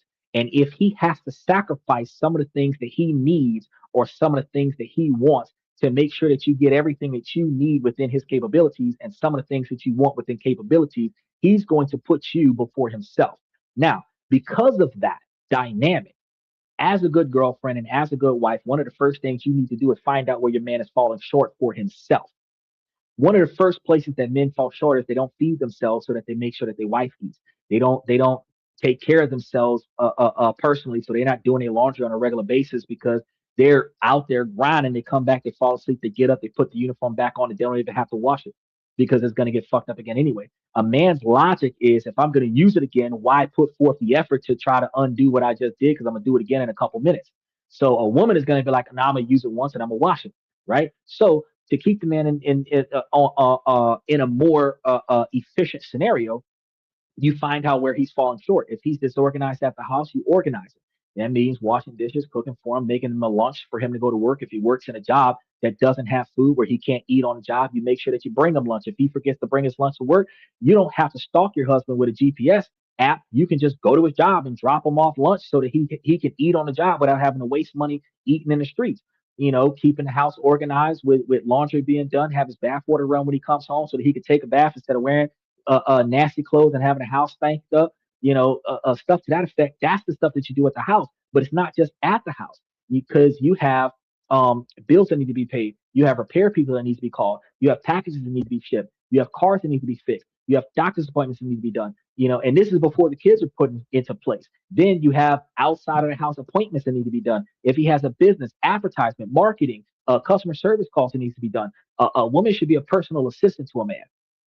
And then instead of arguing with the man, you should be negotiating with the man. You don't have to agree with what he's trying to do, but you should be able to make a backup plan to his plan. If you don't like his plan, we're going to do his plan because he said that that's what he wants to do. But I'm going to come up with a fallback plan in case this plan don't work out, because I don't think this is going to work out. You don't have to tell him you don't trust him. You can show him that you trust him. And then if he fails, you already made the safety net. That's what women are supposed to be doing. And that's not what women do. Women don't want to be told what to do. But truth be told, a woman should be just as obedient to a man as women expect a man to be a servant to the woman. Because if you tell a man to pick up this whatever because it's heavy, he's supposed to stop what he's doing and come and pick it up. Because if he doesn't stop what he's doing and come and pick it up, you're going to feel like he doesn't care about you. But since women never ask a man, what do you want? What do you need? And what can I do for you?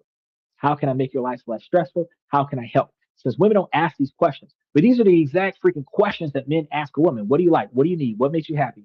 What can I do to make you smile? What can I do to make you stop crying? Do you want me to go kick that guy's ass? Always inquiring. And even though a man might go through just as many women as women go through men, and at the end of the day, sometimes a lot less than what women go through men, a man would treat each woman as an individual, but women treat men as statistics. So each woman is a new woman with a new owner's manual where I have to learn this woman. So the first 6 months to 2 years, all kinds of questions just to figure out what's going on with her so that I can build a pattern of behavior of meeting her needs. A woman will statistically believe that because I've experienced this with X, Y, and Z number of men, that this is what this man should get. She's making you a sandwich because that's how other men told her to make a sandwich, not because that's how you said make a sandwich. Most men eat it that way. You're going to see this like, damn, she did a good job with the sandwich. Eat the sandwich. But I didn't ask for it like that. You just gave it to me like that. It's different. It's good. I'm going to eat it. I'm not going to complain about it. But I didn't ask for that. Your last boyfriend told you to do it that way, right? Women do not treat men like individuals. Women treat men like statistics. So if you really want to be a good wife to a man, if you really want to be a good girlfriend to a man, learn the man that you have.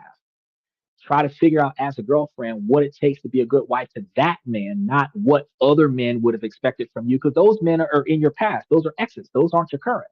That's not your future. So you want to make sure that you're building the kind of life for the person that's going to be the rest of your life, not the rest of your summer, so that y'all are living a conflict free. And it's not going to be 100% conflict free, but you're not going to have unnecessary squabbles.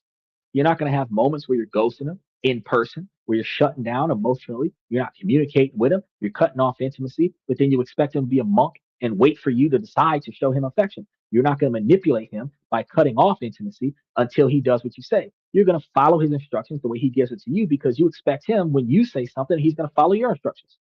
That's mutual respect. Now, if you do that, you're going to have your good relationship. And with that type of behavior, guess what? Comes the bags and vacations and trips around the world. Because if y'all can work it out where y'all are making money, make money for y'all, he has a better capability of finding ways to bring in extra money to give you extra stuff. The more successful you help your man become, the more money he spends on you. So it benefits you to invest in your man, which is one thing that women don't do. Women want the finished product. Women don't want to build a bear man. I ain't got no time to raise no man. That's what women say. But truth be told, what you're supposed to be doing as a woman is building the man that you want. If you got to invest in him financially, if you got to put in effort to get him where he needs to be, if he's got a shitty job and you want him to have a better job, you look at his skill set and apply for other jobs for him, help him get another job. If he ain't smart enough, put him in college. Make him the man that you want him to be instead of just saying, you better be this in order for you to get with me.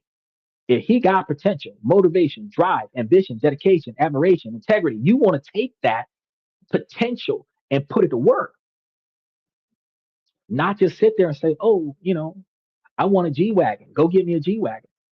No. If I could build a G Wagon from scratch, God damn it, I'm going to build a G Wagon from scratch. And that's how you're supposed to be treating your men. If I want a king, I need to build a king. And that's what men do, which is why men want women with a lower body count. We want a specific type of woman that can be molded into the best wife that we could possibly have. And when we get those women, since they don't ask any questions, we dictate, this is what I need you to do to be the best woman that I need. And that's when women are like, oh, you can't tell me what to do. You're not my daddy. Well, then why are you here? Because if you're not going to contribute in a positive fashion, then you don't need to be here. You're supposed to be part of my peace, not part of my stress. Happy wife, happy life is a wrong mentality. It should be happy husband. If it ain't happy husband, then the wife need to go. A wise man told me one time that if she causes you a headache, you get rid of her. No matter how long you've been with her. Because if she's causing you a headache, she don't love you. Because if she loved you, you wouldn't have a headache. She would make sure you don't have a headache. He sounds he says sounds like a trafficking risk to me. Plus I would never pay for that. It's not a trafficking risk per se, because if you're letting somebody else do it, you got to worry about that. But if this is the thing, If they're going to connect you to the person, Stephen, and then I'm gonna get to her comment because she had another comment before this one. If you're gonna connect with the person, you're going there, you're gonna meet the person. You decide you're gonna bring this person back to America with you. First of all, if you were going there with the intent to bring this person back, you're going there with enough money with a one-way trip for her to go back to America. So you're bringing extra money for a second ticket. In order for her to fly back to America, there's going to have to be a visa for her. You're going to have to make sure that that visa gets completed before you put her on a plane, right? So you're going to be doing all the work with the embassy. You're going to be putting all this effort in to make sure that she's qualifiable to go back to the American country. And then again, with the United States country, you got to sign this little affidavit that says you're going to spend $20,000 a year on her standard of living if you bring her to America. So you're going to be doing legitimate paperwork before she flies over. And you should have a lot of like marriage information because you're going to be dealing with like ICE, Interpol, all these other people that's going to be nosy about how many times y'all slept together. So this isn't going to be a trafficking situation. This is how society is working right now is that internet is going to give you more access to people that are not inside of your direct line of sight. And then your capability to commute to them or their capability to commute to you will allow for y'all to meet online and then meet in person if you fast track interaction to in-person meeting. Now, if you keep your interactions strictly dating online, that's a waste of money, waste of time. But if you're going to turn within 30 days of me talking to you online, that I'm talking to you in person, and we're going to turn that talking to in person into an attempt to establish a date to marry relationship, then by all means, you can start with it online and then and you could be like, oh, how did you meet your wife? Online. That's going to be the average by 2046. I met my wife online. She said, what other advice would you give? You're very smart and wise. I would like to hear what you have to say. I got a lot of advice while we're still wrapping up the last 20 pages of information about um, Luxembourg, because Thursday, Friday, and Saturday we got relationship topics, socialization, personalization, how to communicate with each other, negotiations, building your brand, and all that other stuff. Today we're talking about specific countries that you could potentially live in. She said, I thought I had a good relationship with him. I was showing lots of care and following his instructions well, but he ended up cheating after 2 years. That made me hesitant about another relationship. That's probably because there was something that you wasn't doing in a relationship that you didn't know that you were supposed to be doing, and he started getting from somewhere outside of a relationship where wasn't in a relationship. Cheating happens when it doesn't matter who cheats, man or a woman. Um, if what is expected in a relationship isn't there, the partner that cheats typically goes outside of the relationship to go and get it. And it's going to be due to a lack of communication, first and foremost. But ultimately, the person being cheated on um, wasn't aware that there was a problem. And the person doing the cheating didn't articulate the problem. And then the problem was resolved with an affair.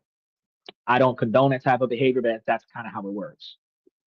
He says, but thanks for the advice. I'm going to ensure I follow his instructions and keep a mutual respect, following, building each other up.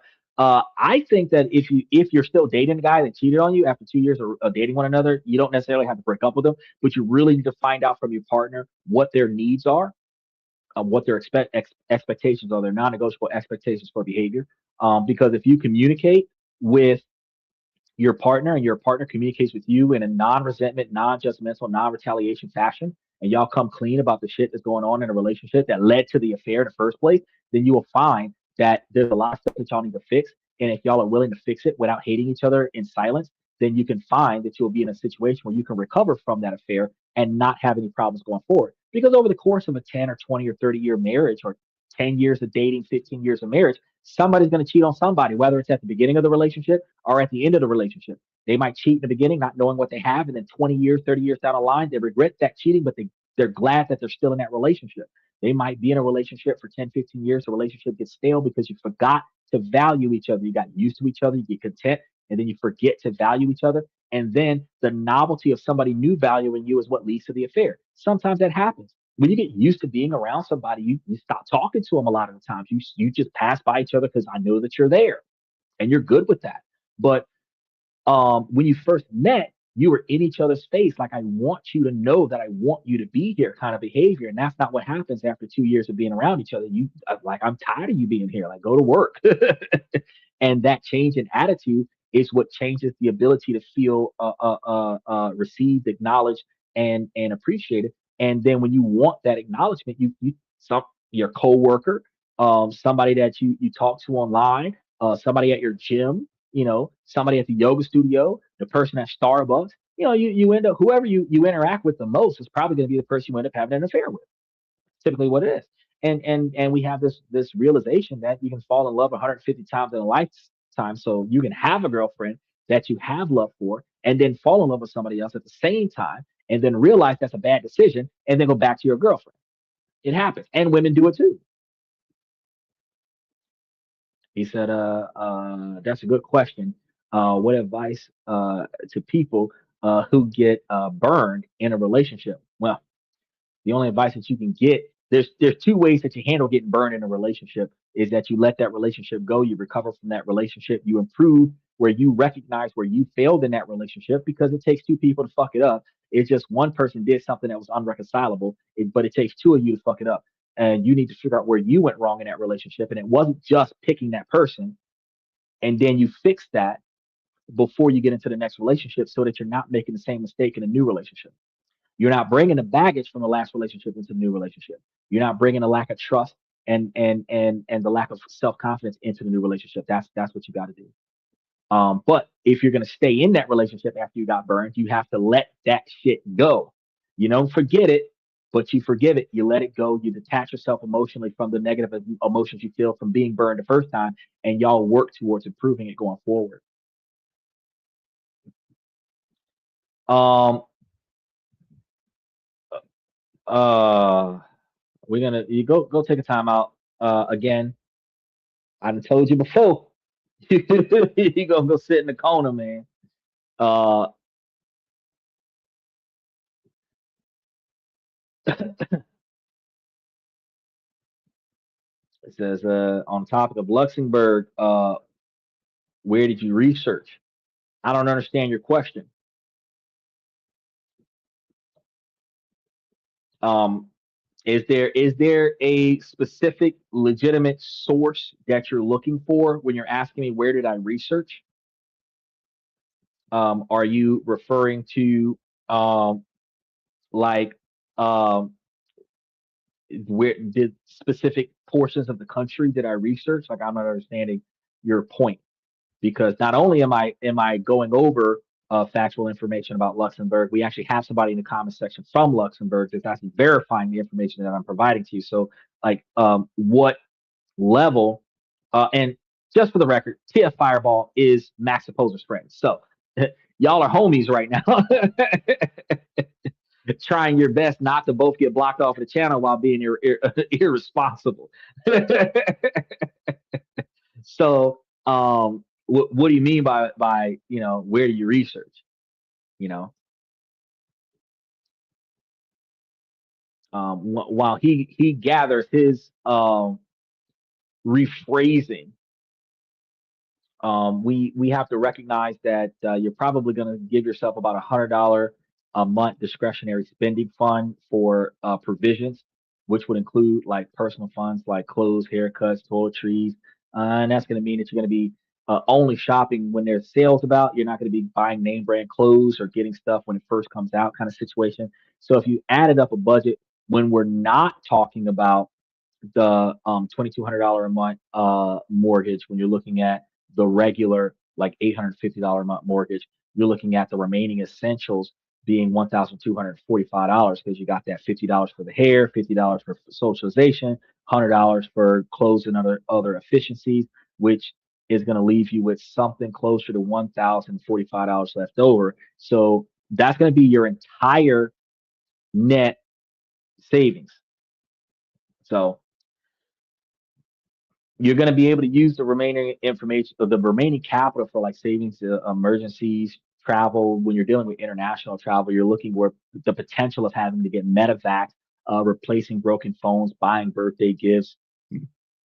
You're looking at experts say that you should save 15 to 20% of your income, no matter where you are in the world. So if you have the ability to put away $400 to $550 a month, whether it's euros or United States dollars, putting away that $500 a month in savings could if you're dealing with one of these budgets in Luxembourg, leave you with close to $500 for just in case money, and that's going to give you um, the life part of your budget, which you could potentially travel on. Um,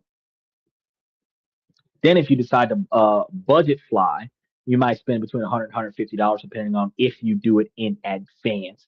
And a weekend in another a hostel or something like that might be another $100.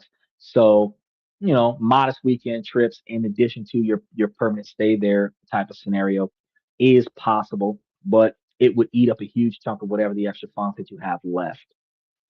Um, you're asking me how do I research about the economy in Luxembourg? Well, it requires you to, I guess you're waiting on me to tell you that I got on the internet and I did a deep dive search on the countries that I talk about. And I actually spent about 6 to 8 hours of research, if not more, because I actually did the research on this country 2 weeks ago, before I decided to do this country. When I posted it up on the channel, I had already did the research and generated the 55 pages of information that I gave you guys, outside of all the research and information that Brooklyn provided to us. So, I mean, I guess that is, yeah. Now we have Maxie. How you doing, Maxie? Good to see you. And hello, Brooklyn. How are you? See, everybody's speaking of Brooklyn. How you doing, Brooklyn? Brooklyn got more highs than Michael. Michael be up in here. Nobody say hey to Michael. Woo. I love Western culture dynamics. Nobody said hey to any of the men in the comment section today, but everybody said hey to Brooklyn. And look, I'm telling you, look, we had Michael in here, we had FX Trader in here, we had Steven in here. He's still in the comment section. We had Max Opposer, we had FX Trader, all men. Everybody said hey to Brooklyn. Nobody said hey to none of the other men that were on the channel. And this is what I was talking about when I said the dynamic is not the same. Um uh oh, Casper. Special shout out to Casper. Yeah, I put him in timeout. He was out there while he was out there while, and I had put him in timeout because I was like, yeah, you got to stop these comments, young man. He learned he's got a good heart. He's just inappropriate at times. I think when they get bored, they're having one of those sleepovers, and then they decide to troll the podcast. I try to give them some patience because I strongly believe that eventually they're going to learn something and then they're going to realize that what I'm telling them is beneficial and then they'll actually start behaving. But you got to remember they're like 14, 15, 16 years old, so they're not actually um mature enough to know how to be responsible. They're at that age where Bart Simpson's prank calling Moe's Tavern for shits and giggles. But once they reach that age where they get a job and they go to work and people are prank calling them and they get annoyed as fuck about it, they're gonna realize how their asshole behavior negatively impacts other people. So so don't be too hard on them. But yes, I do agree with you that if he's not going to be appropriate, he needs to take his ass to bed. Is Max's mother, is that just your number one poser on another account? You know, it could be because people have the opportunity to create like 12 when a troller decides that they're going to troll, they typically create 3, 5, 7 accounts. Then they start logging in with one account, test play the account. When you get a reaction from the account, then all of their alts jump on there at the same time. So you'll see like 5 or 7 different after the main guy jumps in, you see 5 or 7 different troll accounts jumping shortly after that. Then you start having this wild ass flow of conversation from probably 1 or 2 people using 6 or 7 cell phones to try to trigger a reaction or response either from the comment section or from the host of the show. And if you block one, there's still like 4 or 5 others up there. So it is possible that he could be an alt. But I do know that TF Fireball is buddies with Max Opposer, who is Lucas Opposer. So coming in, I didn't even realize the name. Uh, uh, Maxie's mother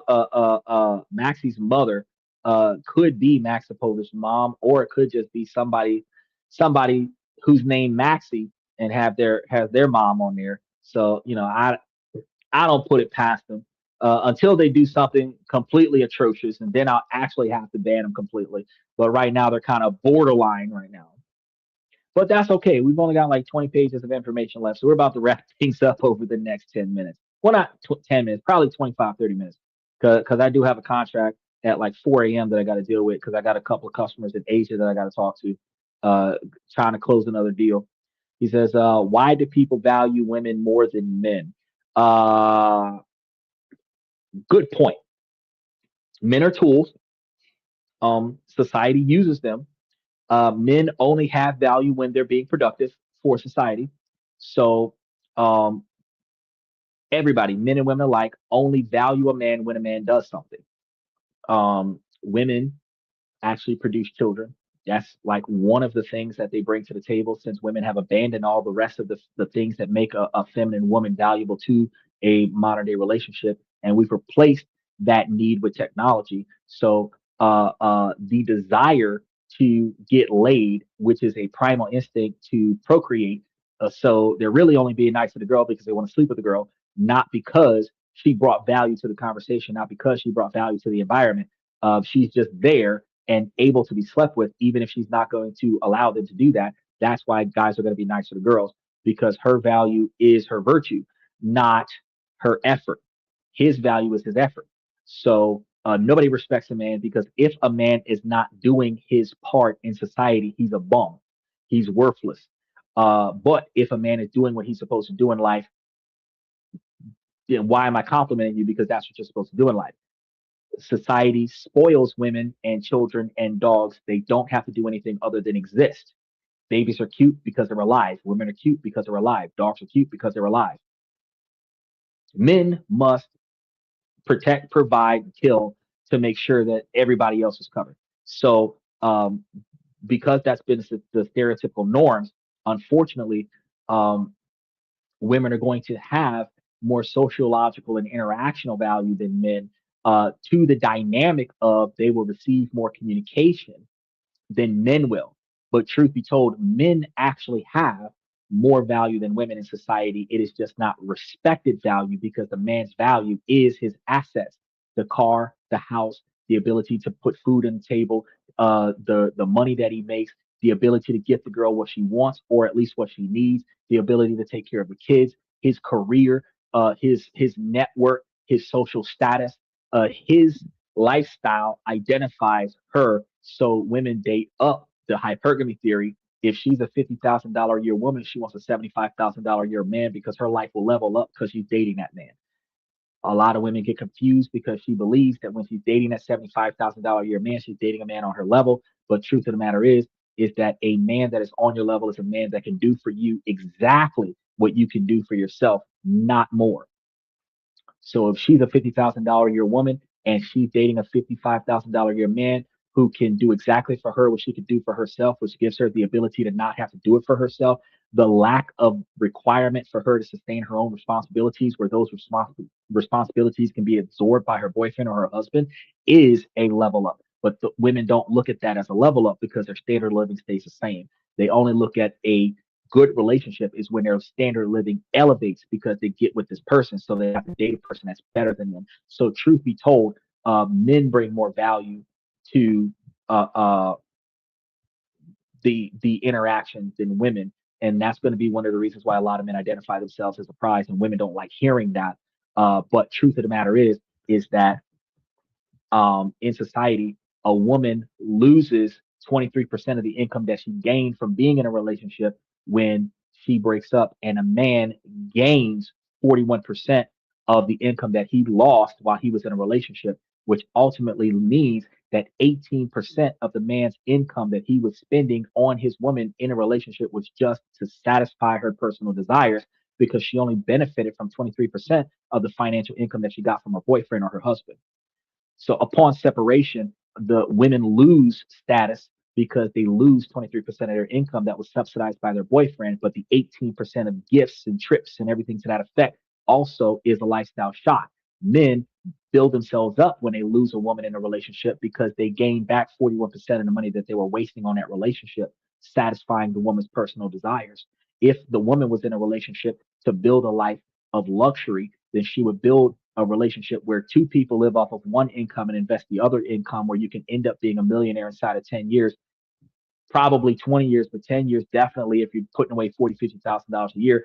The fact is that then you would be living off the interest of $1 million or multi-million dollar portfolio where you could get that trips around the world and name brand clothes and all this, that, and the other, living off the interest and never touching the principal and not having to work again, instead of finding a man that makes 2 times your income so that you can quit your job, have 2 kids, and make the man struggle to pay for you and the 2 kids for the rest of his life.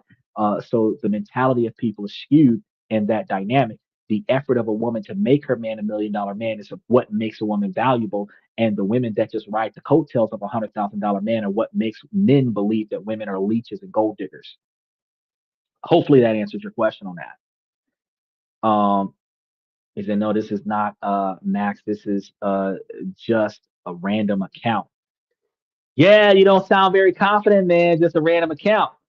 I didn't block Max. I just put him in several timeouts because he doesn't behave. So eventually the timeout will wear off and he will be able to come back into the comment section. I just hope that when he comes back that he's appropriate. Are there ticks in Europe like Luxembourg? Because I don't want to Europe itch or anything like that while I'm there. Well, okay, so maybe Brooklyn can answer that question if there's like ticks and fleas and stuff like that over in Europe. I understand that different countries have different situations where um, it's going to be a culture shock when you go over there and experience the livestock and the wilderness over there. But I would assume in the metropolitan areas, in the developed areas, that they're not going to have fleas and ticks and other such stuff that you would experience from a farm, specifically because it's a highly developed area. When you're thinking about Luxembourg, Europe, France, you're not thinking about fleas and ticks. You're thinking, if there's the occasional mosquito, if you're outside at night, that's probably going to be the most that you're going to experience. But that's going to be one of the reasons why international health insurance and the requirement to get all your vaccinations before you travel is an expectation for anybody that's leaving any country and going to any other country, just in case there is something there that you wasn't expecting. Because we don't plan for everything, but what we do plan for is we plan for the expectations for you to be able to meet most of the known factors and have a little bit on the side to be able to articulate the X factor. He says, family doesn't work on financial calculations, but clever principles, uh, though some look relevant, mostly this kind of advice won't fit for a man to be the head of the family. It takes real experience. Um, well, this particular discussion about Luxembourg wasn't about a man with a family. This particular discussion about Luxembourg was about a single man going to Luxembourg by himself. So no, the dynamic of going to Luxembourg on $3,600 a month is not for a family of 3, family of 5. Um, if you are trying to go to Luxembourg and start up a family, first and foremost, you have to recognize that the standard of living for Luxembourg is way higher than the France calculations that I'm giving you right now. You're probably going to need, like I said before, about $4,500 a month to live there by yourself as a single man. If you were going to Luxembourg to try to start up a family where you're going to have extra dependents, you're probably going to have to need more than $6,000 a month in order to take care of the wife and the kids. So no, what we're talking about today is not you being a head of household in Luxembourg as a man from America or any other country trying to go to Luxembourg and try to set some type of family standard.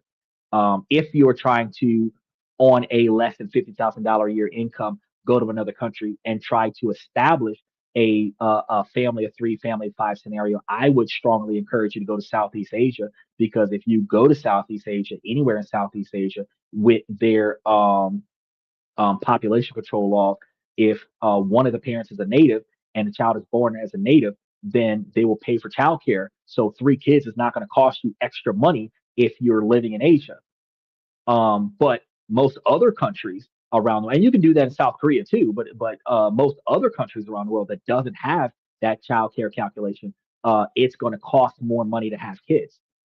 It's not going to cost more money to have kids in Japan or Thailand or Indonesia or Vietnam or the Philippines. Well, no, it might cost more money in the Philippines, but it's not going to cost that much in China or Japan or something like that, right? So yeah, I do understand that. He says attaining peace in life is more complex than rocket science and finance expertise. Well, if you're trying to obtain peace in life, as again a Miss America pageant answer, you have to first define what you consider peace in your life. If the stress in your life is the lack of finances, obtaining finances to overcome the financial obligations you have would give you peace. If stress in your life is due to the decisions of the people around you, having people around you to make better decisions would bring you peace, right? So if peace in your life might be stable housing, then finding a way to obtain stable housing will bring you peace. If peace in your life comes from having better health care because your health care isn't good enough, like we had Sterling on the show quite a few times talking about how his healthcare situation wasn't as satisfactory he would like it to be, which stressed him out because he had diabetes and didn't have the right diabetes medication. The peace in his life would be to get the right health coverage that will provide him with the medication that he needs so that he can live a better lifestyle. So it really depends. A lot of the times, the um, peace in life that people need comes from a financial decision that's not being made. It's not rocket science. You can't solve it with a theoretical equation, and not everybody's life is the same. However, a lot of the things that would cause you to lose your peace that does cost money can be compensated by if you factor in a larger financial budget that would accommodate for the inconveniences that would compromise your peace. Traveling to another country, budgeting more than what you need to make sure that you have enough to cover unexpected circumstances. Yeah, it's inconvenient, but I can afford it. If it wasn't an inconvenience that you could afford, now your peace is gone because you have a problem that you can't resolve. But if you can resolve the problem, yeah, it's inconvenient, but I can resolve it, right?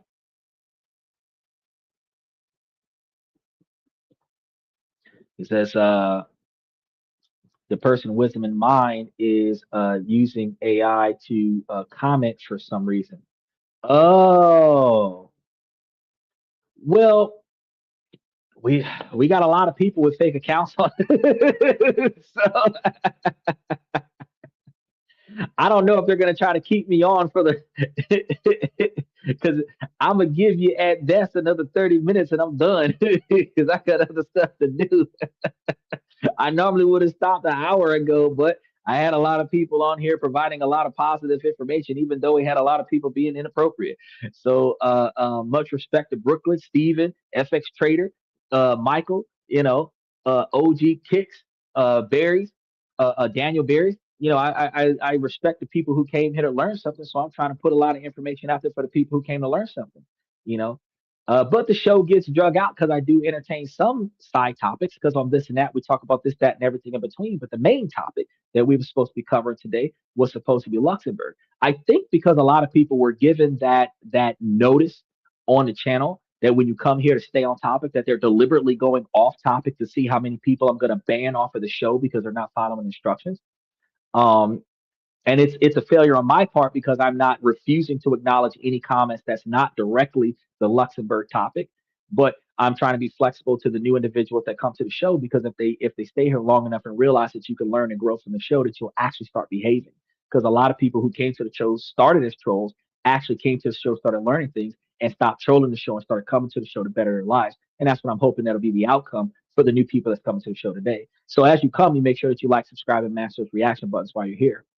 Maxie says there's a contractor in Denmark. I think I'm going to work with and start building properties with his name. Is Gabe Horn. Okay. Should I take the deal with him and build multifamily duplexes.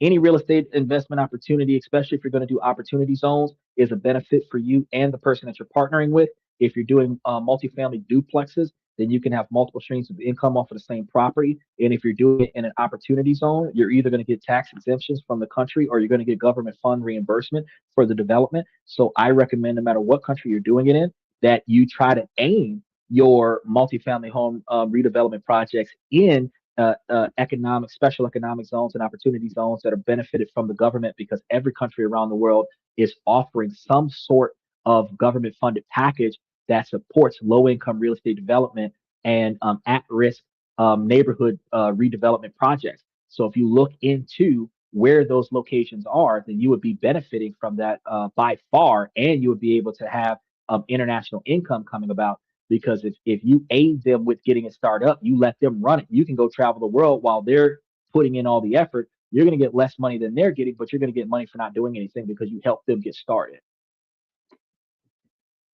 Also, one question before you go.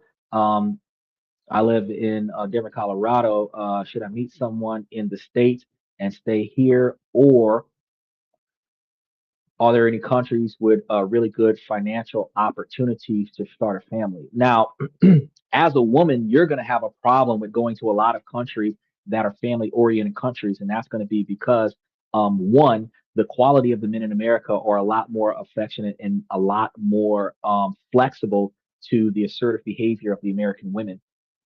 Two, the ability to obey your husband and your boyfriend is going to be culturally ingrained in the social economics lifestyle of certain cultures. So you're going to be socially shamed for talking to your man like shit, where in America, girls are like, oh, get him, girl. So you have to really understand that certain cultures that you go to are not going to tolerate the assertive alpha boss lady behavior that American women bring to the table in the American Western culture. So if you're going to another country as a woman, you have to recognize what type of culture they have first. And if that is not what you're down for, don't go there to look for a man.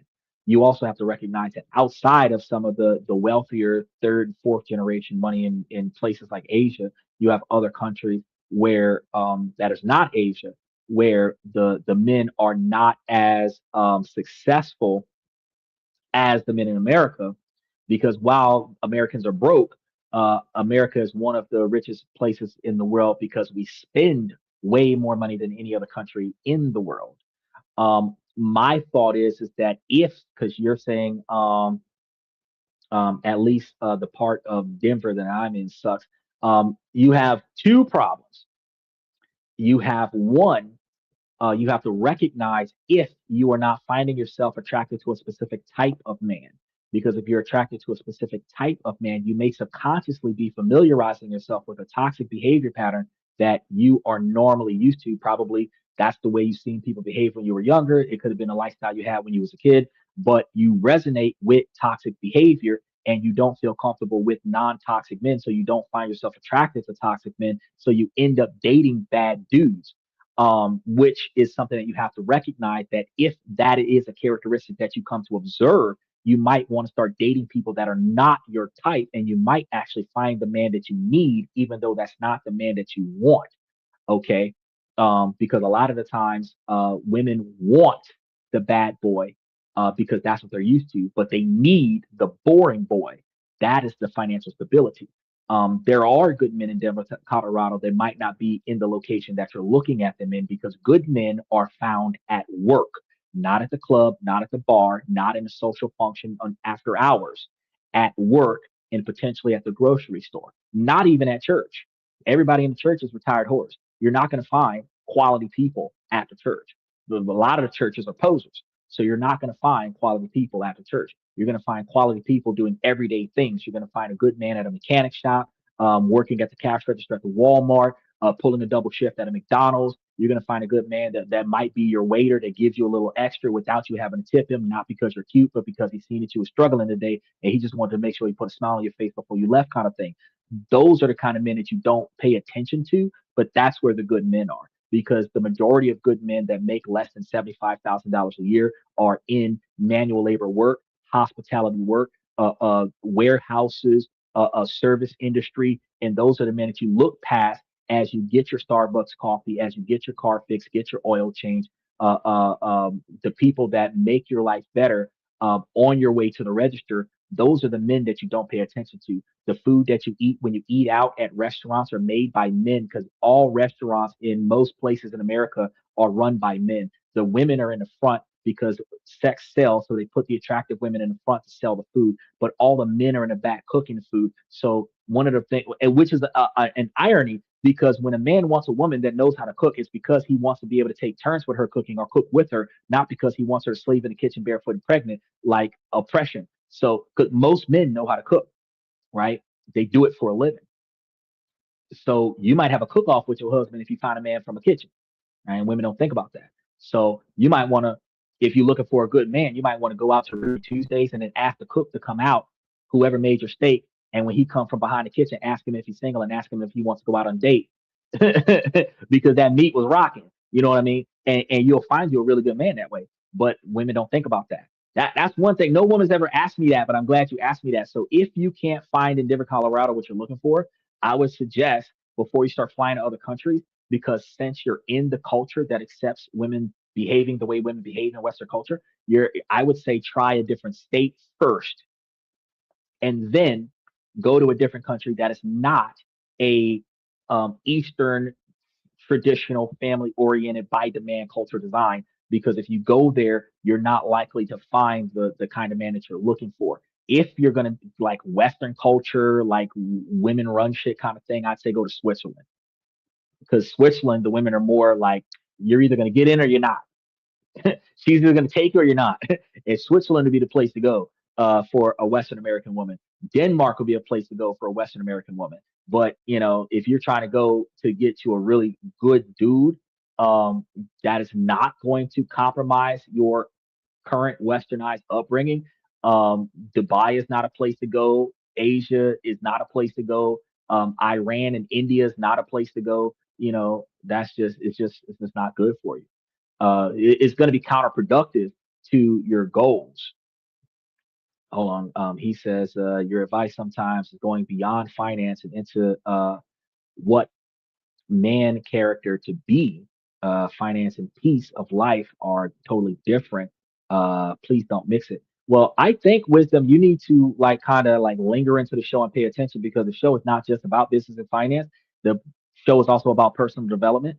And this is a male driven podcast from the male's perspective. So it's more to teach men how to be better men and then teach men how to make money in better ways legally, and then teach men how not to waste the money that they made. So since that's the core dynamic of the structure of the show, part of the show is going to be about finance, and part of the show is going to be about what men character to be, the best character that a man can be to qualify for the best wife that a man can aim for. It's a two-part process. In order for you to find a valuable wife, you have to become a valuable man, which means you have to make valuable resources, which requires you to earn valuable money, and then have valuable decision making skills, and then stand on non-negotiable expectations for behavior, so that when you get that valuable wife, that you are not squandering away your resources, and you're not allowing yourself to choose a woman that's going to squander away your resources. That's a package deal. You can't talk about one scenario without talking about the other, because at the end of the day, you will end up fucking up somewhere where you made a bunch of money and then you found you a gold digger and spent it all. Or you made a bunch of money and you're bailing all your friends out of jail and you're wasting it all. You made a bunch of money and you're paying for your uncle's addiction, and you're losing out on a good woman that actually is aiding you in your ability to be successful, but you're taking your success and giving it to somebody else's bad decisions, because you can fuck up a good thing with a good woman by making bad choices. So I'm not going to sit here and make it seem like women ain't shit, but I'm also not going to sit here and make it seem like men can't grow and learn and improve and then find a better quality woman. We have to identify what a bad woman looks like, so that when we see a good woman, we know what we're getting. And then after that, we have to know what we need to do as men to earn the rights to be with a good woman. But once we earn the right to be with a good woman, then the good woman has to earn the right to be with that man, because it's not a one-sided thing. This isn't a princess mentality where we're going to put the woman up on a pedestal and she doesn't have to do anything to deserve to be there. In order for you to be in this kingdom that I built, you are going to have to earn the right to be the queen. You're not going to tell me that you pre-ordered a Tesla You waited 5 years for the Tesla to be exactly what you wanted. And then when you go to the dealership, that they're not going to do a fucking financial background check to make sure that you can afford that bitch. At the end of the day, you have to meet their standards before they sell you the product that you want. Same thing in a relationship. Once the man meets the standard of a woman, she now has to meet the standard of the man because he is everything that she wants. Now she needs to try to be some of what he wants. That's mutual respect, my guy.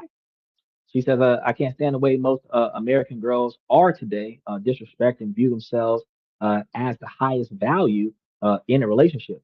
Well, that is what corrupts the relationship dynamic because the multi-tier generation. Single families are raised by women, and the women are not teaching the women how to be good women to men, but the women are teaching the boys how to, cater to the women and be respectful and be chivalrous and all that and the other. So moms teach sons what to do to be good boys to women to some degree without actually teaching them how to be good men. So they have some foundational grounding, but no woman teaches any woman how to be a good woman to a man. You find that out from dad.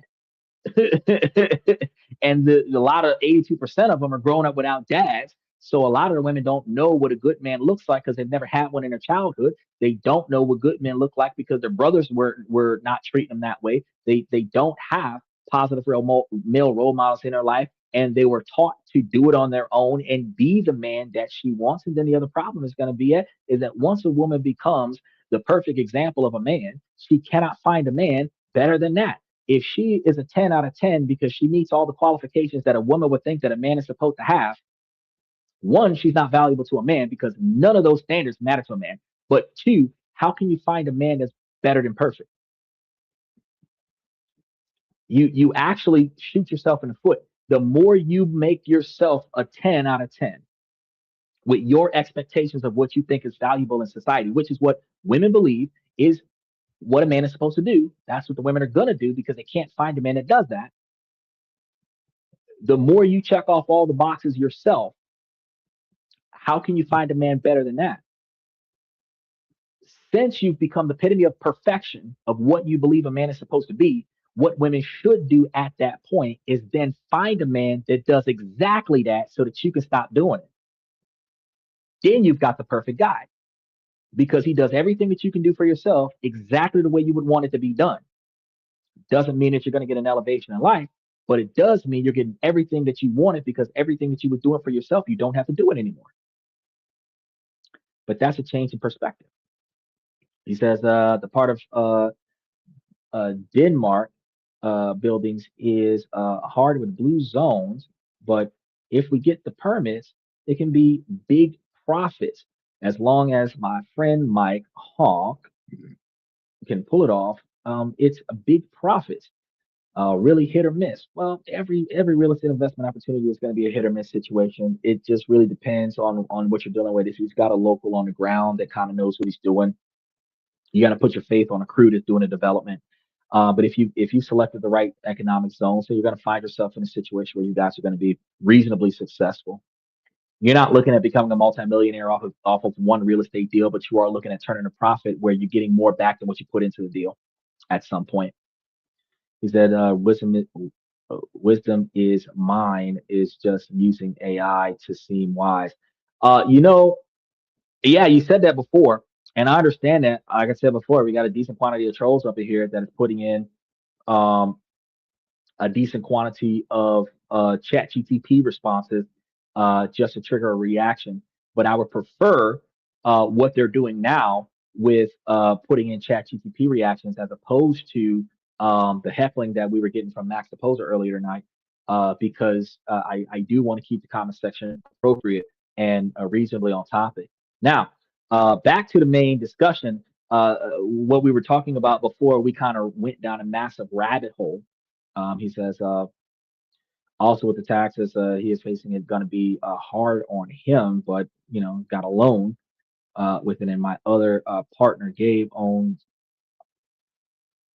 the owner got the loan that will make it work. Just got the confirmation of the permits. Let's go. Congratulations, Maxie. Well, if the three of y'all put it together and y'all make yourself successful, then more power to you. After the first one, every other one is going to be a lot easier. So, just don't give up, keep pushing. And as soon as y'all finish, or at least reasonably get to a transition point, you can start looking into trying to find another opportunity. Now, the reality of the quality of life on a budget of $3,000 in Luxembourg, as you have learned, is everything that we thought. The free parts is the best parts because you got the free transportation, you got the free parks, you got the free hiking, free city festivals. Your social life is going to become picnics instead of dining out because you're not going to be spending a lot of money since it costs so much money to stay in Luxembourg. So if you're staying in France to save money and then commuting in Luxembourg, you're not trying to spend a lot of money in Luxembourg. Your entertainment is going to be running in the forest, not going to movies. It's going to force you to be creative to find less expensive ways to entertain yourself since the cost of living in Luxembourg is so high, unless you're going to increase your budget to twice as much because we were talking about $3,000 a month. But if you were doing like $6,000 a month, then yeah, it would be possible to live directly in Luxembourg and do everything you want to do in Luxembourg. Uh, but it's also going to create a sense of being on the outside looking in. So you're going to walk past the beautiful glowing restaurants and know that that's going to be a world away from you. You're not going to be able to go in there and afford to do that on a regular basis. It's a good life, but it's a life with invisible walls built around it unless you're going to increase your budget. After a month of meticulous tracking and major compromises, you're going to find that it's going to seem to lay all of this information out. So if you have a $2,700 monthly budget, you find yourself with fixed essential expenses like $850 for the rent. The single biggest compromise that you're going to have. Renting in Luxembourg is going to be more expensive, and you're not going to be able to do it on a $3,000 a month budget. Utilities being 160, internet being 45, mobile phone being 20, giving you a subtotal 225 plus the rent. Then your food and groceries is going to be like 350. Transportation from out of town into town would be 80. And all of that without the transportation in Luxembourg, because transportation in Luxembourg itself is free, which is an extra of $1,550.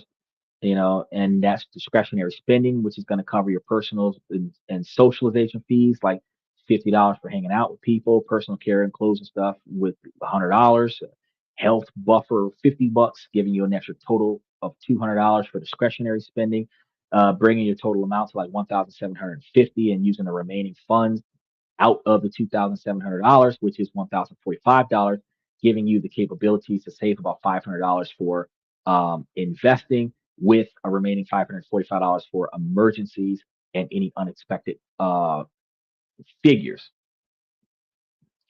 Well, I'm glad that you're able to get in there and go and look at those duplexes and get those built. So as soon as you guys get those built, I'll be looking forward to hearing back from you after you've rented them all out, because turning a profit, yeah, once you get to the profit point, that's like the best part of the deal. Like getting there is the hardest part. Is a lot of people fall through before they get to the I'm getting paid part, right? So on paper, this can work out, but it ends up at the end of the month without debt and even saving a respectable amount of money. But it's going to require a spreadsheet that doesn't show the constant mental energy spent, because you're going to be spending a lot of mental energy on calculations and finding alternatives to stay inside of the budget. Your social invites is going to get turned down because you're not going to be able to afford to go to certain places, and the feeling of living in the country of immense wealth while counting every euro is not going to be a good feeling to have if you're trying to live on a fixed budget. So if you're trying to go to a place like Luxembourg, it would be a lot more beneficial to you to bring double what you think it would need to live a sustainable life. And that's something that not a lot of people think about. When people quote on social media how cheap it is to live in other countries, it is that price because you are living like the locals. If you want to live like an American in other cultures, it almost costs as much in another country as it does in America to live like an American in another country. Sometimes it might cost more. So, depending on where you go and how close to your Americanized lifestyle that you want to have, depends on how much it's going to cost you to go where you're staying. So, even if you can find a place where you can live in that country for under $1,000 a month, you have to recognize that if you're going to westernize that event, it might be $3,000 or $4,000 a month. And if you recognize that you're going to want to have as many American luxuries as possible, as many westernized luxuries as possible on your trip, if you recognize that you might be spending $4,000 a month on this trip, you might want to bring $8,000 a month with you so that you can cover any unexpected expenditures. So it's a lifestyle of saying no when you're going places on a fixed budget. No spontaneous dinners, no casual shopping, no gym, no forgetting to pack a lunch. So, you know, if you go back to the big question, can you live in Luxembourg and enjoy a famous quality of life on a $3,000 budget? The answer is complicated. Yes, but yes, you can survive if you rob Peter to pay Paul. I mean, you can pay your bills, you can eat, and even save money if you're incredibly disciplined. It's going to require you to be extremely frugal, but you can't really do it while living in Luxembourg. Not if you want your own place. I mean, if you were doing a studio apartment living with somebody, it might be possible. But if you're trying to go to Luxembourg and live in Luxembourg just off of your own income by yourself, it's probably not going to be possible on a $3,000 a month budget. You have to make foundational compromises. Live across the border in France and become a commuter. You trade your time and convenience for affordable rent prices. Now, did we get the quality of life that we were thinking about? Some ways, yes. The country is undeniably safe, clean, and very beautiful. Brooklyn made it clear to us on that.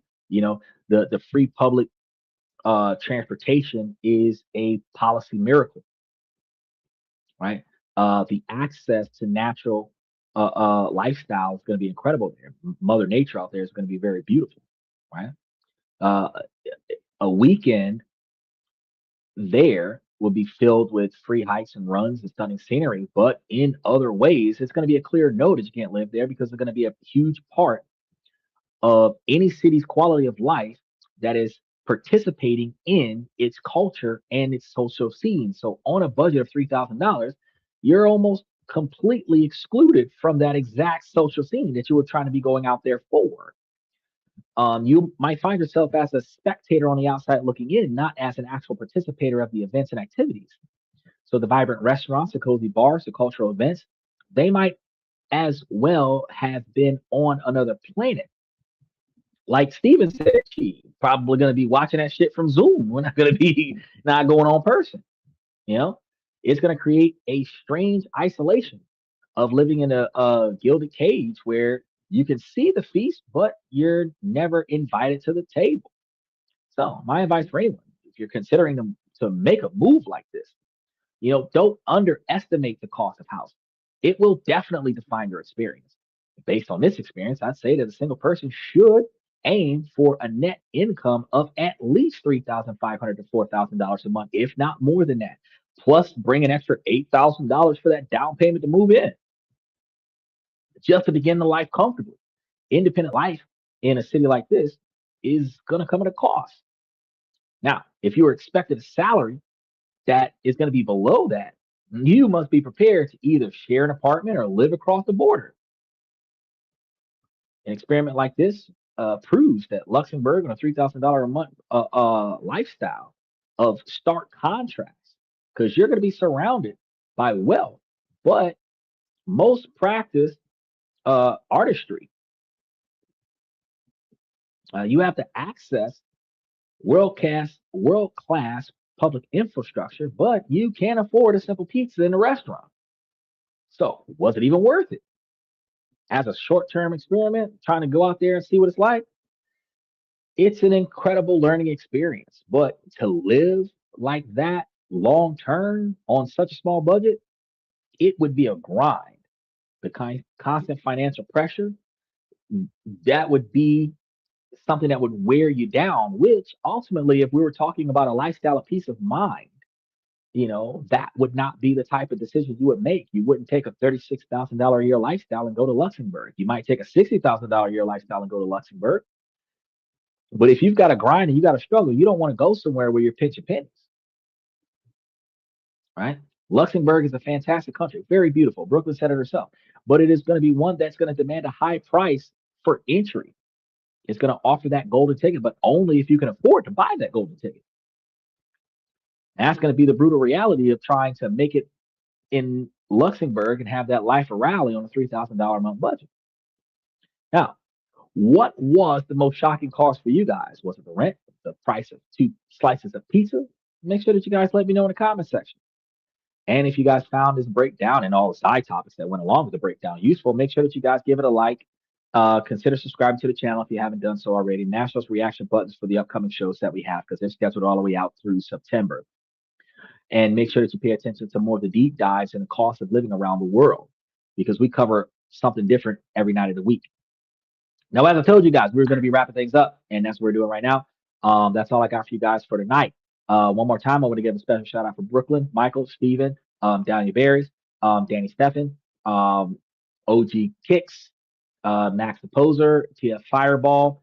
I want another special shout out to FX Trader for coming to this and that. I'm your host, Xander. Oh, here he is. Quick question. What REIT pays the most? Now, this is going to be where your opportunity cost really comes into play, Stephen. This is going to be a pretty reasonable question with a reasonable answer. So, if I remember correctly, Orchid Island pays 12 cents a share monthly. Ellington Residential, if I remember correctly, pays 8 cents a share monthly, and Prospect Capital pays 5 cents a share monthly. Now, the one that's going to pay the most under the current dynamic is going to probably be Ellington Residential because it is at about 22% return on investment, and the share price, if I remember correctly, is closer to $2 and some change, still getting that $8 a share. No, actually, if I remember correctly, no, Ellington Residential was right around 4. So it might be closer to $3.50 or $4 a share right now, where Prospect Capital was closer to $2 and some change a share. But the fact is that Prospect Capital giving you 10 cents for 2 shares for the same price as Ellington Residential used to give you 8 cents for 1 share. Now the prices have shifted where you might get 8 cents for 2 shares for the same price as 8 cents for 2 shares, where you might get 16 cents a share off of Ellington Residential versus 10 cents a share off of Prospect Capital. Now, Orchid Island giving 12 cents for 1 share. Still, Orchid Island is somewhat like $6 or $7 a share. So you might have 3 shares of either Ellington Residential or Prospect Capital, which means that you would likely have like 24 cents a share for a cheaper stock versus 12 cents a share for the more expensive stock. So I would have to double check what their current share price is versus the dividends per share that they would be providing to you. And then after that, I'd be able to tell you in the membership which one is ultimately producing the most. But if you're looking at just going off of the top of my head, the 22.9% return on investment for Ellington Residential right now today, I would say, before I do the exact dollar for dollar calculations, Ellington Residential is going to produce the most return on investment out of the 3 REITs that we have right now. And I have selected the largest paying REITs out of all the REITs that do pay. So the 3 highest paying is going to be number 1, Ellington Residential, number 2, Prospect Capital, and number 3, Orchid Island, in that order at 22%, 20%, and 19.8% in that order. After that, it starts going down to 16%, 15%, 10%, 5%, 3%, stuff to that effect. Hopefully that answers your question. I appreciate you hanging out and being appropriate. When you go talk to Max the Poser, let him know that I didn't block him, but I made him take a time out because he wasn't being appropriate with Brittany, and I prefer that he not do that next time he comes back to the show. That's all I got for you guys for tonight.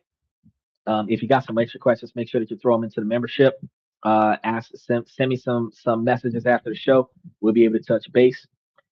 That's all I've got for you guys. I'm your host, Xander, where we talk about this, that, and everything in between. And I will see you guys tomorrow night.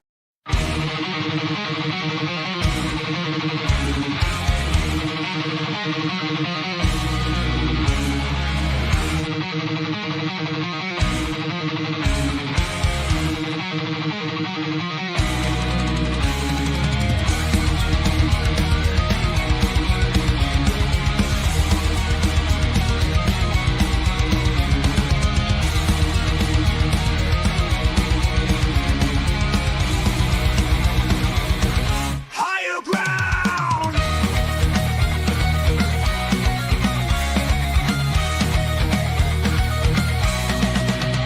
Used to chase validation, now I validate myself.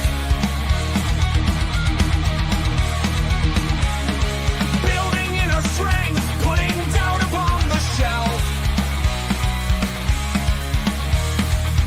No more unnecessary drama, no more wasted time.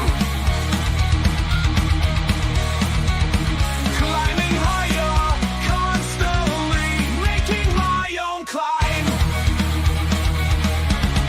Standing on higher ground where excellence is found. My potential knows no bounds, raising the bar, breaking ground.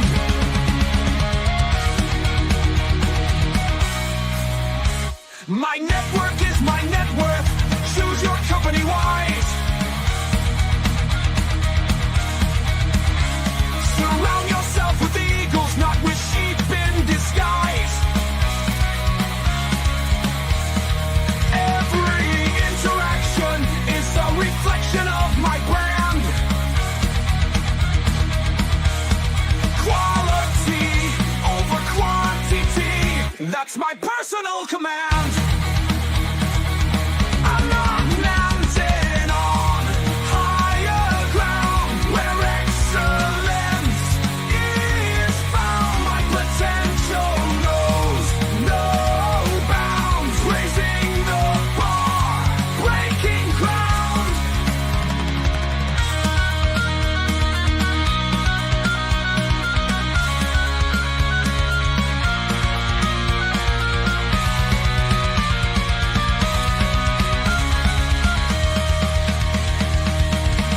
I'm not just living, I'm manifesting my vision, cutting through limitations with surgical precision.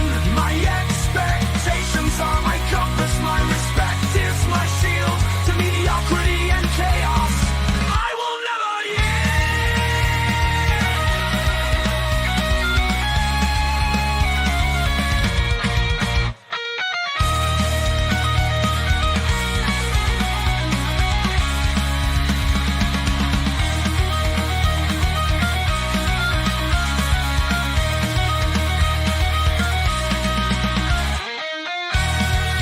I'm not just living, I'm manifesting my vision, cutting through limitations with surgical precision. My expectations are my compass, my respect is my shield to mediocrity and chaos. I will never yield.